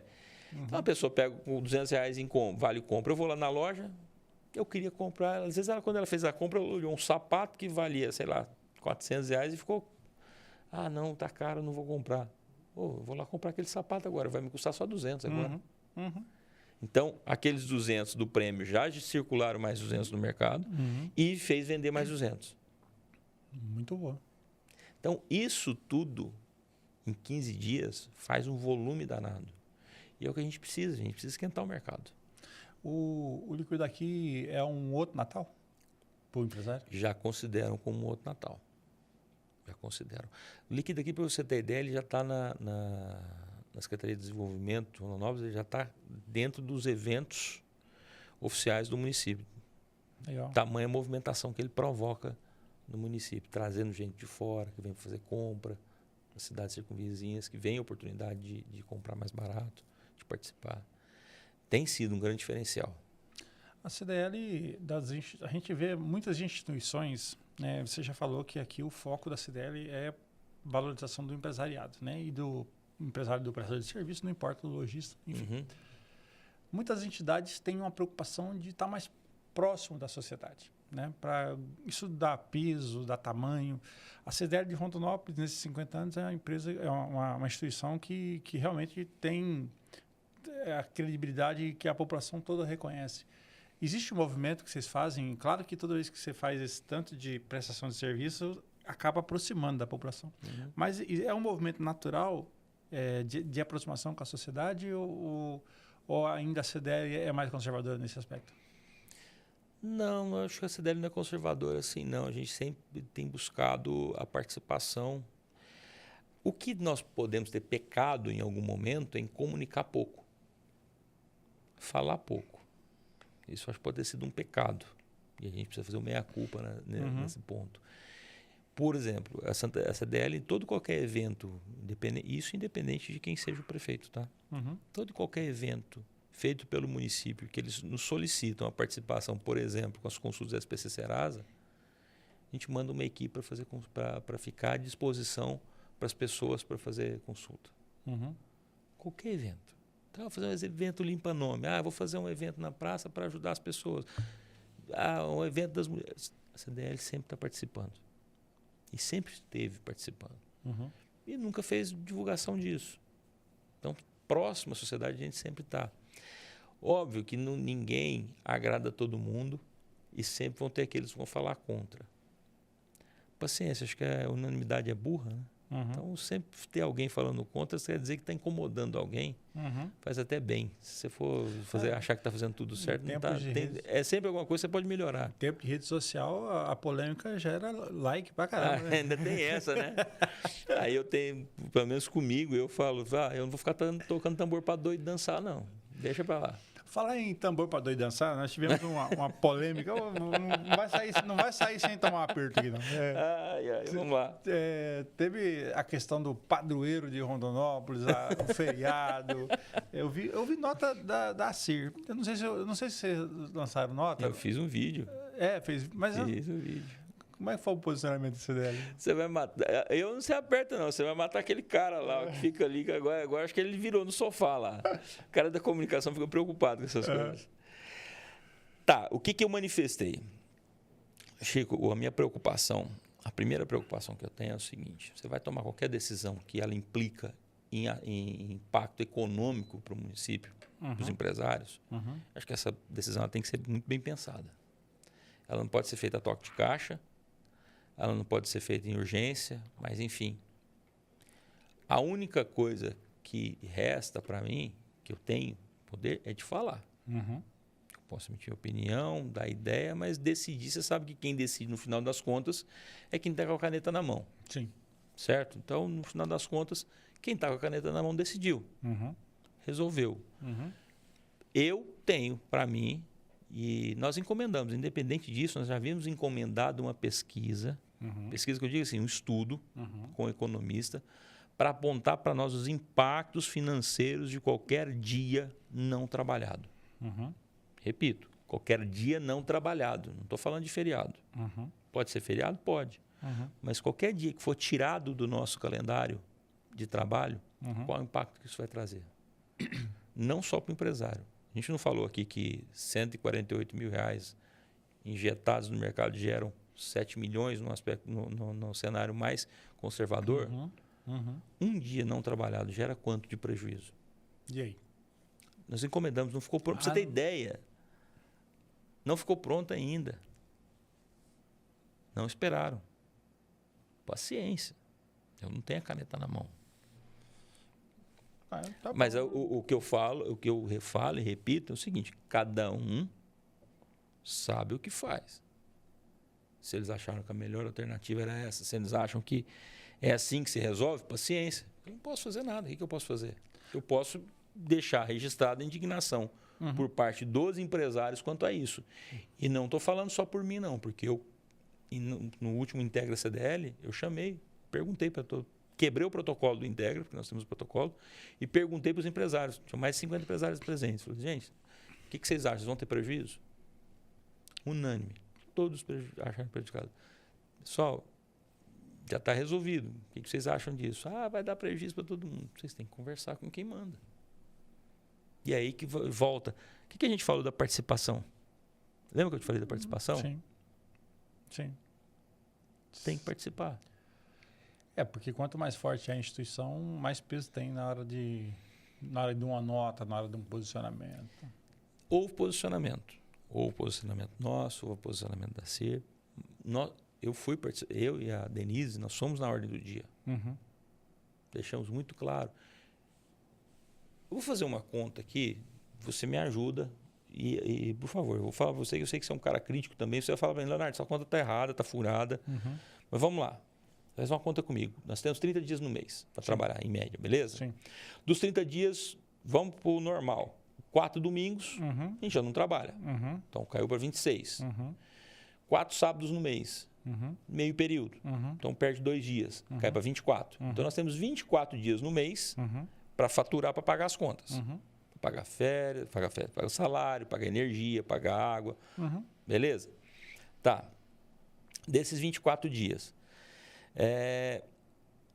se eu parar um dia, se eu tirar um dia, você faz a conta aí, 24 dos 100%, ele vai significar 4,1% do meu faturamento. Uhum.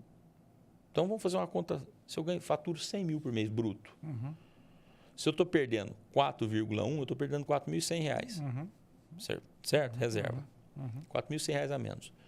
Do meu custo fixo, da sua empresa, seu custo fixo, o que você vai deixar de gastar nesse dia que não trabalhou? Energia? Uhum. Tá. Aluguel? Vai pagar. Sim, claro. IPTU? Claro. Vai pagar. Todas as contas. Salário? Vai também, pagar. Também. O que você não vai pagar? Vai ter uma redução de energia de um dia. Uhum. Certo? Então, seu custo fixo não vai mexer em nada. Uhum. Seu custo fixo continua na conta. Uhum. Então, esses 4,1 aqui, esses R$4.100 vai sair da onde? Do bolso. Do lucro. Do lucro. Do resultado final. Certo? Uhum. Então, se você fatura 100 mil, se sua empresa for muito boa, muito eficiente, vamos colocar que você tenha... O que vão dar aqui? 15%? Uhum. Vai ser muito otimista, Sim. né? 15%. Prestador um pouco melhor. Vamos colocar na média, 15%, que Sim. o prestador, a lojista vai ser menos. Sim. R$15 mil. Vai sair desses 4 mil. Então, se você estava sobrando R$15 mil para você, vai sobrar para você 11. Uhum. Bom, e nessa mesma esteira, já que eu achou Você achou que a conta é válida? É válido, claro. Mas aí eu vou aproveitar a esteira da pergunta difícil. Então vamos lá. Escala 6 por 1. Tem pergunta difícil, não. Às vezes é difícil a resposta, mas a pergunta não é difícil. Eu perguntar não ofende. A escala 6 por 1, aí é difícil você fazer essa pergunta para um cara da minha geração. Uhum. Porque eu falei para você, eu sou filho de um casal que veio para o Mato Grosso em 82 querendo ganhar a vida e que só sabe trabalhar. Uhum. E eu cresci assim, meu negócio é trabalho. Atitude de trabalho. Tá, qualquer coisa pergunta para mim, eu falo assim, trabalha que resolve. Para mim, a solução de tudo é trabalho. Uhum. Tá? Sim. E aí você vira e fala para mim o seguinte, ó, eu vou limitar, você não pode, não pode, não estou falando assim, estou dando alternativa, não pode, é 40 horas semanais, não é 44. Cara, por que não coloca uma alternativa para quem quiser trabalhar mais? Por que não flexibiliza isso? Você acha que a solução é dar folga para o povo? É isso que vai resolver as contas da pessoa? É você que está com a dificuldade financeira, não está conseguindo pagar suas contas, está recebendo seu salário. Aí você trabalha 6 dias na semana e folga no domingo.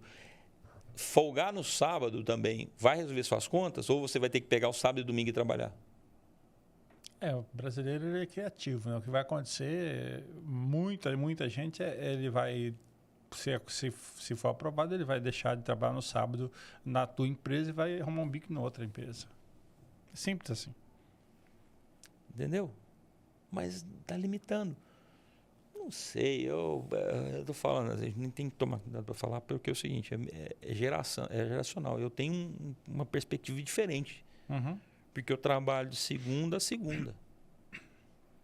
Eu até hoje. O sábado e domingo vou fazendo trabalhar, não vou fazendo passear. Uhum. Uhum. E estou inventando coisa para fazer. Exatamente. Porque eu acho que é assim que a gente vai crescer, que eu vou conseguir conquistar as coisas. Mas, beleza, é isso que vai resolver? Tá, então dá liberdade para quem quer trabalhar. Então, muda essa jornada. Vamos começar a pagar por hora. Dá liberdade para o povo para pagar por hora. E já que a gente quer falar de polêmica, eu vi esses dias um deputado federal que parece que ele apresentou um projeto que eu gostei muito da ideia dele, de transferir para o empregado para ele pagar os impostos. Então, eu vou pagar o salário cheio. Integral, e ele recolhe lá. Aí ele vai sentir, saindo da conta dele, o INSS integral. Uhum. Vou pagar o fundo de garantia, que ele deposita o fundo de garantia também, o fundo de garantia e tudo mais. Aí vai sair do bolso dele, direto. Aí ele vai ter a percepção do seguinte, eu ganho 5 mil. Mas está me sobrando só 3. Uhum. Exatamente. Só a forma de percepção, né? De repente valoriza mais. Talvez. Aí vão entender, talvez vão reclamar mais do quanto está sendo pago de imposto. Então, essa questão da liberdade, eu tenho uma percepção que é o seguinte, quanto mais o Estado se mete nas relações privadas, mais ele atrapalha. Deixa o povo trabalhar, deixa o povo cada um fazer o que quer. Se o cara quer trabalhar 18 horas por dia e quer ficar milionário, deixa ele trabalhar 18 horas por dia. Mas, enfim, paciência. Nós vivemos uma geração que a gente reclama muito da geração Z, né? Todo mundo que a gente bate o papo e começa a falar sobre geracional, né? Geração Z, problemática e tal. Às vezes eu tenho a percepção e a reclamação dos empresários de gente que não para no trabalho, tem um giro muito grande. Está faltando, de repente, especialização, cara? Treinamentos, etc, para que... Porque também é o seguinte, sabe o tal do nem? Fica no nem. O cara que não tem profissão, e eu acho que é meio da geração mesmo, do momento também das empresas e tal. Nossa geração, vamos botar assim, a gente tinha uma especialidade, eu queria fazer isso aqui, né? Eu queria ser isso aqui. Hoje não tem muito disso. Você acha que, de repente, falta as instituições, por exemplo, ofertar não só para quem está empregado ou para a empresa, um treinamento específico para criar, por exemplo, novas profissões ou fomentar, né, essa coisa da pessoa ter mais orgulho de profissões, até mesmo os trabalhos técnicos, né, que a gente olha para fora, tem mais rentabilidade, tem mais organização? Chico, vamos lá. Tem duas situações aí. A primeira é que você não vai conseguir mudar o povo agora que não teve base. Então, para mim, a nossa falha está toda na educação, lá na base. Isso é um grande diferencial. Uhum. Como é que foi criada a educação básica? Como é que veio preparado para o mercado? Uhum. Depois que chegou no mercado com a educação básica ruim, é difícil você consertar. Aí entra uma outra situação. Que não é uma crítica, não tem como eu falar que não é uma crítica para o empresário. Eu acho que o desafio é para o empresário. Não adianta a gente ficar empurrando e falando que a culpa é da geração Z. É dessa geração e pronto, acabou. É o perfil. Quem tem que se adaptar? Você acha que uma geração inteira vai se adaptar ao empresário? Ou o empresário que tem que se adaptar à geração? Esse é o grande diferencial do empresário. Os empresários que têm sucesso, eles se adaptam às situações e trabalham com o que têm. Uhum. Então, se o material que eu tenho é esse, eu vou trabalhar com esse material. Uhum. Se a equipe que eu tenho é essa, eu vou trabalhar com essa equipe. Eu vou tirar o máximo que eu posso dessa equipe com o perfil dela. Uhum. Ponto. Uhum. Não adianta eu ficar brigando e falar, eu tenho que colocar na cabeça desse pessoal que eles têm que fazer isso, que eles têm que fazer aquilo, que eles têm que fazer treinamento. Esquece, tio. Esquece. As pessoas só fazem aquilo que elas querem fazer. Elas não vão fazer aquilo que você quer fazer. O que ela quer, que você quer que elas façam. Não vão fazer. Ela tem que querer. Quem tem que achar o meio de fazer isso? O empresário. A criatividade. Eu tenho que ter uma empresa que tenha um ambiente que seja atrativo para eles. Então, por exemplo, naquelas empresas que é possível fazer trabalho remoto? É possível. Não, o cara não quer compromisso. Terceiriza. Contrata ele como terceirizado. Em que ele não tenha compromisso de todo dia, você vai pagar ele pelo serviço que ele fez. Uhum. É uma alternativa. Sim. Você precisa achar alternativa. O empresário tem que achar alternativa. E o empresário é rei em fazer isso. Em se reinventar, em ser resiliente. O que não faz isso, sai do mercado. Não, para mim, não tem outra solução. Não adianta você querer. E é recorrente, você falou bem. Ah, a geração Z é isso, a geração Z é aquilo, isso aqui. Tá, é isso. Qual parte que vocês não entenderam que ela é? Está todo mundo falando que ela é. Deixa eu te falar, a gente fala muito disso, mas com coisa que não é culpa da nossa geração, né? Mas quem formou eles? Tem essa. Não, as pessoas falam. Se a gente que foi, faz que fosse um aborto do universo. Não, Cara, é fruto do nosso trabalho. Se nós preparamos eles assim, agora a gente tem que levar desse jeito, tem que aprender a trabalhar com eles desse jeito. Não tem conversa. E não é todo mundo. A gente fica tarjando, eu não gosto muito desse negócio de ficar tarjando, não. Ah, é todo mundo dessa geração. Não. Tem uns ou outros, é perfil. É perfil. E é perfil resultante de educação em casa também. não, eu acho que esse aí é o importante. A educação em casa muitas vezes foi terceirizada. É o que está acontecendo muito, né? Está acontecendo muito. Ah, o povo tem que trabalhar. Eu sei que tem que trabalhar, mas e aí? É desse jeito? Não tá. A gente sabe que vai ser desse jeito, que vai ser o resultado disso. Nas escolas, como é. Você estudou no Primidorama, eu estudei no Sagrado. Eu lembro no Sagrado, um dia um professor santou a mão na cara de um aluno. O aluno quis levantar e falar grosso com a professora. E o pau pegou. Não teve conversa, filho. Você acha que alguém foi lá brigar com a professora? Eu tenho certeza que ele tomou uma pisa em casa ainda. Era assim. Ah, mas você está falando um negócio, não pode ser assim. Beleza, mas era desse jeito. Na época era o certo. Uhum. Paciência. Não estamos aqui criticando um ou outro, não. Não dá para você. O que não pode é querer terceirizar uma responsabilidade que é nossa. Se eu sou empresário, eu vou trabalhar, seja com que perfil for, Z, Y, Z, qualquer um que seja, a responsabilidade é minha de organizar as coisas. Não serve para mim. Tá bom, não vou contratar você, vou contratar fulano. Você tem noção, falando em terceirização, que hoje a criança sai de casa com 4 anos, cara? Antigamente sai com 7. Terceirizando. hoje, com 4 anos de idade, vai pra creche, cara.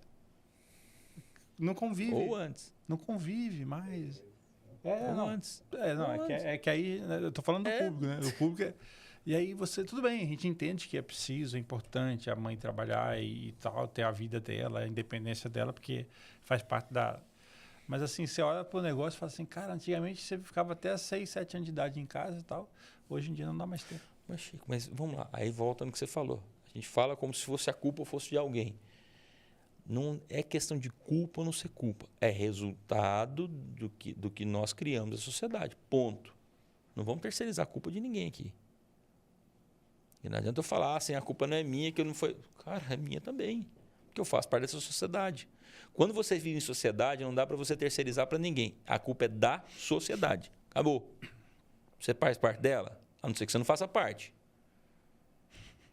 Pronto. Veio de Marte. A não ser que você não faça parte. Você não é daquela sociedade, você não é daquele grupo, você não é de Rondonópolis, você não é de Primavera. Então, se eu sou de Rondonópolis, eu olho para Primavera tem uma cultura, eu posso falar, não sei o quê. Eu sou de fora. Uhum. Mas se eu sou daqui e vou falar, não, eu faço parte disso aqui. Uhum. Então, eu faço parte dessa cultura. Uhum. Eu contribuo para ela, ou com a ação ou com a inação. Uhum. A minha omissão também é uma forma de contribuição. Esse é o detalhe. Então, quando fala de questão geracional, é muito parar, é o famoso, ó. Estou apontando, tem 3 apontando para mim aqui, ó. Uhum. A culpa é muito minha.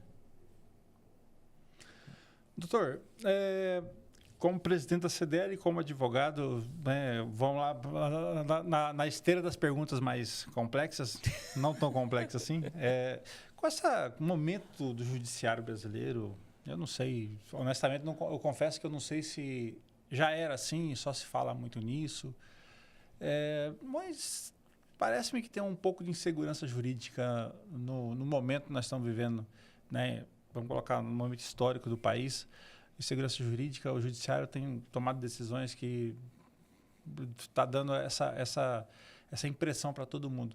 E aí, como presidente da CDL também, como é que você está vendo o futuro do empreendedorismo no país? baseado um ponto de partida nesse momento que nós estamos vivendo, né? Você vê que esse momento de crise vai criar oportunidade de corrigir rumo ou vai continuar desse jeito por algum tempo? Vamos lá. A parte mais perigosa da sua pergunta tá quando você falar de momento de corrigir rumo. Não sei, isso aí eu não sei. Sinceramente, eu não sei se é isso ou se não é. O que me causa preocupação como advogado e como empresário, como presidente da CDL, é o seguinte: o judiciário, ele sempre foi, e é uma máxima que a gente como advogado aprende desde cedo, o seguinte: o judiciário é pacificador da sociedade. Uhum. A função social do judiciário é pacificar. Uhum. Se eu tenho um dos lados da balança pendendo para um lado ou para o outro, eu preciso de alguém para ir lá e resolver isso, equilibrar as coisas. Eu não estou satisfeito com uma situação contigo, você não está satisfeito comigo, a gente não consegue se entender sozinho, cria um conflito e a pacificação vem daí. Vamos chamar um terceiro, que é o Estado, para resolver. Sim. Não, tem um exemplo que é muito bom para as pessoas entenderem. É assim, a pessoa, se alguém mata meu pai, eu quero que o cara que matou meu pai morra, né? Quero vingança.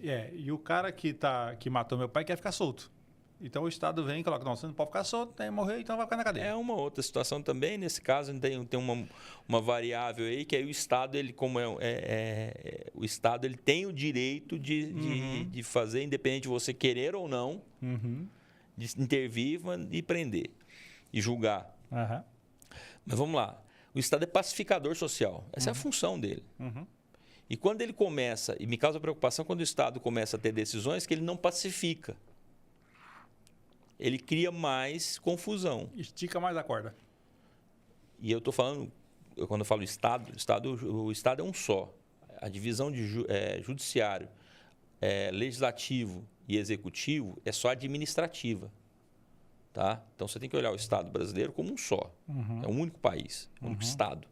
Mas, administrativamente, você tem os três. E os três deveriam trabalhar de forma harmônica. E um segurando a onda para o outro, equilibrando para o outro. E o judiciário é o que fala: isso aqui está certo, isso aqui está errado. Mas sempre pensando o seguinte: eu tenho que pacificar, eu não posso criar confusão, eu não posso dar decisão para fazer mais bagunça. E aí, dentro dessa parte do Estado, que é o judiciário, que já é uma decisão administrativa, tem outras divisões administrativas, que a gente chama de instância. Então, tem o juiz, que julga sozinho, depois você tem o Tribunal de Justiça, que julga com colegiado, depois vai para outro, que pode ser o STJ, e, a depender do assunto, vai para o STF. E se algum desses julga de forma confusa, causa confusão tudo para baixo. Quanto mais vai subindo, uma decisão confusa, ela causa confusão para baixo. É isso. É mais uma questão administrativa. Quem vai resolver, quem não vai resolver isso, eu não sei. Eu não tenho capacidade para falar para você: tem que ser isso, tem que ser aquilo. Isso é tão complexo, porque você pode ter... E eu acho muito perigoso a gente falar: o judiciário está julgando errado tudo. É o judiciário, ou é uma instância, ou é um tribunal, ou é um juiz, é um desembargador. Tá? E aí, se o problema é interno deles, eles que se resolvam. Acho que a questão toda, na verdade, deveria ser resolvida dentro, particularmente falando. E aí vai uma outra crítica. Tem algumas discussões de por que no judiciário tem, por exemplo, advogado que entra e vai para o tribunal, Ministério Público vai para o tribunal, que é o quinto constitucional, que eles dizem para oxigenar. Eu, particularmente, acho que isso está ultrapassado. Eu, Leonardo, tá? Como advogado, eu acho que não deveria. Acho que o judiciário devia ser uma carreira do judiciário. É juiz, o juiz vai, passa concurso para juiz, tem prova, tem tudo, vai para desembargador por merecimento, por mérito, por tempo de serviço. De desembargador ele pode ir para ministro e assim vai. Eu não misturaria as coisas. Não gosto dessa mistura. Vira muito política, tá? Né? Eu não gosto. Acho que o cara, quando ele entra no judiciário, ele faz concurso para juiz, ele se prepara para aquilo, ele se prepara para ser um julgador, ele tem técnica para aquilo, estudou, e é por merecimento. E se for para escolher, que seja entre aqueles. Agora, pessoas que não são do judiciário, você pegar e jogar lá para dentro, falar: vou colocar como desembargador aqui, eu vou colocar como ministro. Eu, particularmente, não gosto da ideia. Não gosto. Respeito. Obviamente que se você está dentro do Estado, você vive, como a gente falou, de sociedade. Você vive uma sociedade, você faz parte dela. Bom ou ruim, você está participando. Não adianta você falar, não, eu não tenho nada com isso. Esse não tem nada com isso é a pior coisa que existe. Eu participo de tudo. Me disseram a mesma coisa. Eu, particularmente, entendo que não é a melhor opção. Tem que ter uma boa solução para tudo. E quando você fala de política, o STF, ele, por uma boa parte dele, aparentemente, ele se tornou muito mais político, um tribunal muito mais político do que um tribunal técnico. E quando você vai para isso, no direito, quando você começa a fugir da técnica... Relativiza tudo, né? Começa a ficar muito sensível às coisas. Aí que fala assim, em vez de ser um pacificador, ele começa a criar algumas confusões, porque está foge um pouco da técnica. Mas é o que nós temos hoje. Doutor, para a gente partir para o nosso final, está vindo aí um livro, né, contando a história do jornalista Haroldo Marmo. Né, que é seu sogro, por acaso. Né? E uma família tão importante da comunicação em Rondonópolis, que é a família do jornal A Tribuna. Né? E eu quis tocar nesse assunto porque eu sei que vocês vão estar lançando na sexta-feira, né? Sexta-feira. Esse livro. E eu acho que é uma das figuras mais importantes da história da comunicação em Rondonópolis, né? E eu acho que as pessoas que vão estar lá, principalmente a imprensa que vai estar, para poder contar um pouco mais dessa história, né? Porque também faz tanto tempo que a gente que é da geração mais nova não conviveu, mas obviamente que não é do meu tempo, mas todo mundo sabe que foi Rádio Branif, né? Rádio Branif. Né? E a gente também conhece o A Tribuna e essa família que está lá há tanto tempo fazendo comunicação de forma responsável e honesta, que, do meu ponto de vista, e é muito, muito legal. E aí a gente vai estar podendo entender mais um pouco do nascedor dessa história. Primeiro, obrigado por você lembrar disso. Até aceito isso como uma homenagem para a família da minha esposa. Fico muito feliz com isso. Então, vai ser dia 17, lá no auditório da CDL, o lançamento do livro, que foi feito pelo Jair Mills. A iniciativa foi do Jair Mills, que procurou a família, pediu autorização para fazer, ele que fez o livro. E vai ser o lançamento na sexta-feira. E tem umas curiosidades do senhor Haroldo, que eu sei muito mais por minha sogra contar, né? Sim. Que eu também não conhecia, a gente mudou para cá um ano após o falecimento dele. Ele ainda é, no Brasil, proporcionalmente, o vereador com o maior número de votos em proporção ao número de eleitores. No Brasil, dificilmente vai ser ultrapassado. Eu não sei ao certo, eu ainda não tive acesso ao livro, eu sei das histórias, mas eu não gravei ainda. Algo em torno aí de 30%, 35%, uma coisa assim, dos votos válidos, ele teve para vereador. Seria voto para prefeito. Minha sogra conta que na parte final da campanha ele começou a pedir voto para os outros. Eu pesquisei, dá 15 e alguma coisa, que é um número extraordinário, dá 15 e alguma coisa, o Candinho teve 8 mil votos e ele teve 2.200 e pouco, mas assim, proporcionalmente é um proporcional. absurdo. É um absurdo. Se ele fosse vice-prefeito, só mais na chapa.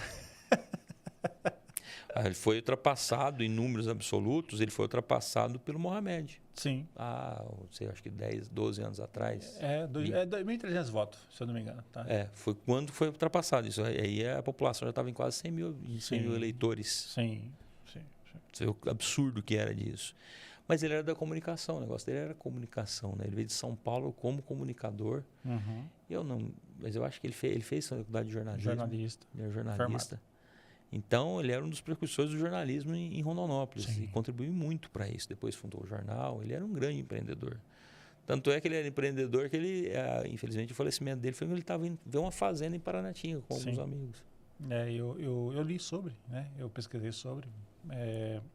Inclusive, eu quero fazer matéria sobre isso do livro, tá? Vamos cobrir.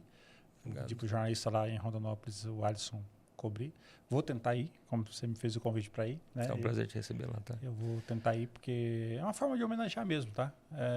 Obrigado. E, inclusive, devo pedir, depois vou convidar, né? De repente, o Samuel para vir aqui para a gente falar da história da Tribuna. Eu tenho feito isso, tá? Tenho trazido outras pessoas da comunicação aqui, já veio Luizinho Magalhães. Estou trazendo aqui nessa semana que vem uma jornalista aqui de Primavera, que é a Jaqueline Ratamoto, que é muito, eu acho que é a que mais recebeu prêmios aqui na cidade. Então, o podcast tem essa facilidade, essa coisa da gente poder tá contando a história das pessoas. Então, eu vou também trazer o pessoal da Tribuna para a gente contar essa história do seu Haroldo mais profundamente, porque quem conviveu, né, a história mais viva, e é muito legal isso. O Samuel foi para o jornal depois do falecimento do seu Haroldo, né? Aí minha sogra assumiu, imagina, naquela época, viúva, 3 filhos para criar. Aí chamou o Samuel foi, ele morava em Cuiabá na época. Ele voltou para Rondonópolis para ajudá-la e fui sócio dela. Mas é importante isso.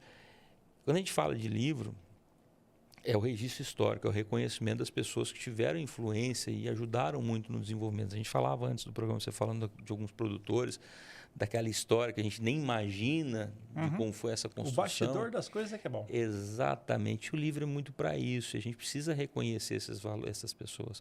Então, acho que o seu Haroldo, pelo que eu também conheço por histórias, ele contribuiu muito para o desenvolvimento do jornalismo, disso em Rondonópolis e na região. E isso é importante, até as pessoas que são da área hoje reconhecerem isso e valorizar, saber da sua história. Porque sabe por que eu estava pensando nisso, Chico? E eu me colocando, estou na família, mas me colocando na seguinte situação. Daqui a pouco, e aí, vale o registro aqui, teve algumas pessoas que falaram que iam ajudar no livro e tal, depois pularam fora. E o seu Haroldo tem uma história muito bacana na política depois, tá? É bacana, depois você vai achar alguém para conversar sobre isso durante o convívio dele na política. Mas o que a gente tem que pensar é o seguinte, daqui 30, 40 anos, sua família decide fazer um livro sobre você. Eu sei como é. Imagina. Como é que vai ser isso? Como é que você vai olhar para isso de onde você estiver? Ou mesmo você imagina, vamos lá, você está vivo. Você constrói uma história, como você tem uma história muito bonita, e esse site, esse podcast continua crescendo. E você vai ter um momento que você fala assim, cara, como é que isso aqui começou? E que você quer contar essa história para pessoas que não sabem como foi isso daqui 40 anos. E vão olhar para trás e falar assim, cara, mas se a gente sabe o que vai ser isso aqui 40 anos, o que vai significar um podcast desse, né? A gente nem tem ideia de como vai ser isso, vai ser tudo virtual, como é que vai ser. Mas, enfim, e na hora de contar essa história, se você não tem apoio, a gente não sabe o dia de amanhã. Sim. As pessoas vão estar apoiando, quando eu digo apoio, não é financeiro, é ir. Conversar. Sim. Falar, vim aqui só para homenagear, uma homenagem só de estar presente. Porque para quem vai estar lá, para a família que vai no lançamento, eu acho que a presença das pessoas já é uma grande homenagem. A cultura de Rondonópolis, eu sou rondonopolitano, então eu tenho, como diz, lugar de fala. Né? Eu falo porque eu conheço Primavera aqui desde 2009, eu venho para cá. Né? Então, esses dias agora a gente entrevistou muita gente falando da história de Primavera porque fez 40 anos. História recente, só que a cultura é diferente. O primaverense aqui tem um Instituto de Memória que é um dos melhores do Brasil, bonito o negócio, é uma coisa fora do comum. Mas parece que o rondonopolitano, cara, eu não sei se é porque a cidade é grande demais, miscigenada demais, toda hora chega gente, você vai na rodoviária em Rondonópolis, cara, toda hora chega uma mudança no ônibus. É um negócio absurdo. Eu não sei por que que não valoriza essa história. Né? Aqui, por exemplo, quando aqui fizemos, esse mês passado, no mês do aniversário da cidade, no mês de maio, né?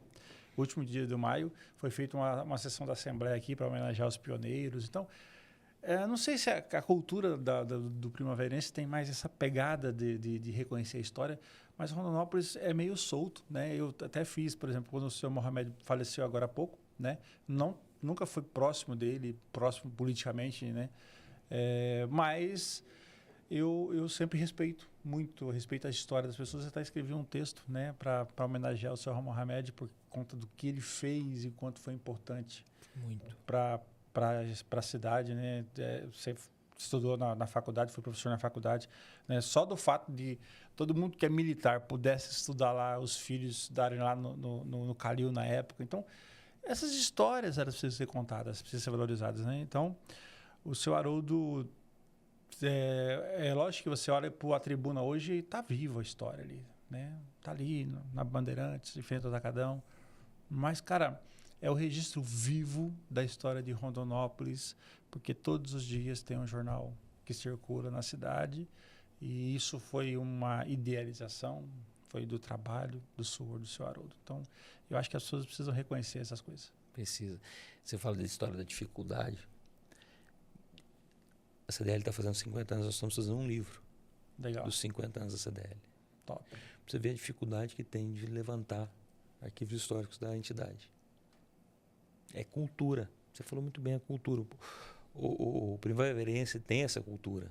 A gente tem que admirar e tem que tirar o chapéu para eles. O pessoal aqui de Primavera é admirável nisso. Eles têm essa cultura mesmo de guardar, de ter essa memória viva da história da cidade. Isso é muito de orgulho da cidade. Não, nesse Instituto Memória tem objetos, cara. Primeiro, é orgulho da cidade. As pessoas têm orgulho da cidade. Sim, a pegada Rondonópolis precisa mais disso. Você falou bem, Rondonópolis precisa mais disso, precisa ter mais orgulho da cidade que é. Não sei explicar para você para isso. Talvez seja aqui. Eu acho que a origem das pessoas que vieram para Primavera é mais concentrada, mais os gaúchos, mais do sul. Rondonópolis é uma mistura danada. Você tem os nordestinos, você tem os mineiros, os paulistas, você tem gente de todo o Brasil ali, os gaúchos também, os catarinenses. Muito, tem de tudo. Lá Rondonópolis, o povo, quando foi feito o censo lá na gestão do Adilton, lá em 2006, saiu o primeiro censo, bem feito e tal, da cidade. O povo gaúcho é o quinto povo lá. Aí. Era o quinto povo, agora nem sei como é que tá, né? Mas é o quinto povo aqui, a metade é sulista e a metade é nordestino. Agora que também já me miscigenou bastante. Você deu uma excelente ideia. O Rondonópolis agora o prefeito poderia fazer um levantamento desse, seria interessante. Sim. Para entender isso. É importante. Até para poder fazer as devidas homenagens, porque eu acho que entra aí também. Homenagem a quem criou Rondonópolis, a quem fundou Rondonópolis, a quem contribuiu para o crescimento de Rondonópolis. Não, cara, eu estou aqui numa missão danada, eu quero convidar, tem algumas pessoas que eu quero que venham cá para a gente contar a história. E uma das pessoas que eu quero trazer aqui é o seu Áureo Cândido Costa, que tem uma história, faz parte é a história viva. Ele é. Ali é a história viva, né? Então, a importância, mais ou menos para as pessoas que é de Primavera ver isso aqui, o seu Áureo Cândido Costa é como se fosse o seu Edgar Consentino aqui. É mais ou menos isso, né? É mais ou menos... Só que lá a diferença é que ele era dono do cartório. Então potencializou o negócio um pouquinho. Facilitou um pouco. Doutor, eu quero agradecer imensamente a sua vinda aqui, né? Seu deslocamento de Rondonópolis para vir bater esse papo comigo. A gente está sempre se esbarrando, e o senhor é um advogado que eu admiro muito, né? Um empreendedor da cidade e está comandando a CDL, que eu acho que é das instituições mais importantes do município. Né? E você sabe, o Notícias de Mato Grosso está sempre de portas abertas para a CDL e para o que precisarem. Chico, mais uma vez, muito obrigado. É um prazer ter vindo aqui. Foi uma baita da surpresa esse estúdio maravilhoso que você fez aqui. Está de parabéns, tá? Eu tenho participado de alguns podcasts, mas eu vou ser honesto contigo. Nenhum passa perto dessa estrutura que você montou aqui. Você está de parabéns por investir no seu negócio. Investir aqui em Primavera do Leste, uma cidade maravilhosa. Mas eu estou investindo lá em Rondonópolis também, tá? Porque também? 65% da nossa audiência é lá. Que bom. E muito obrigado. Eu estou sempre às ordens, tá? A CDL está sempre às ordens para você também. É um prazer, sempre um prazer receber você lá em Rondonópolis, na CDL. E eu te espero lá, tá? Obrigado mais uma vez. Obrigado. Gente, este foi mais um NMT Conversa aqui nos estúdios do Notícias de Mato Grosso, em Primavera do Leste. E você sabe, sempre tem o próximo episódio.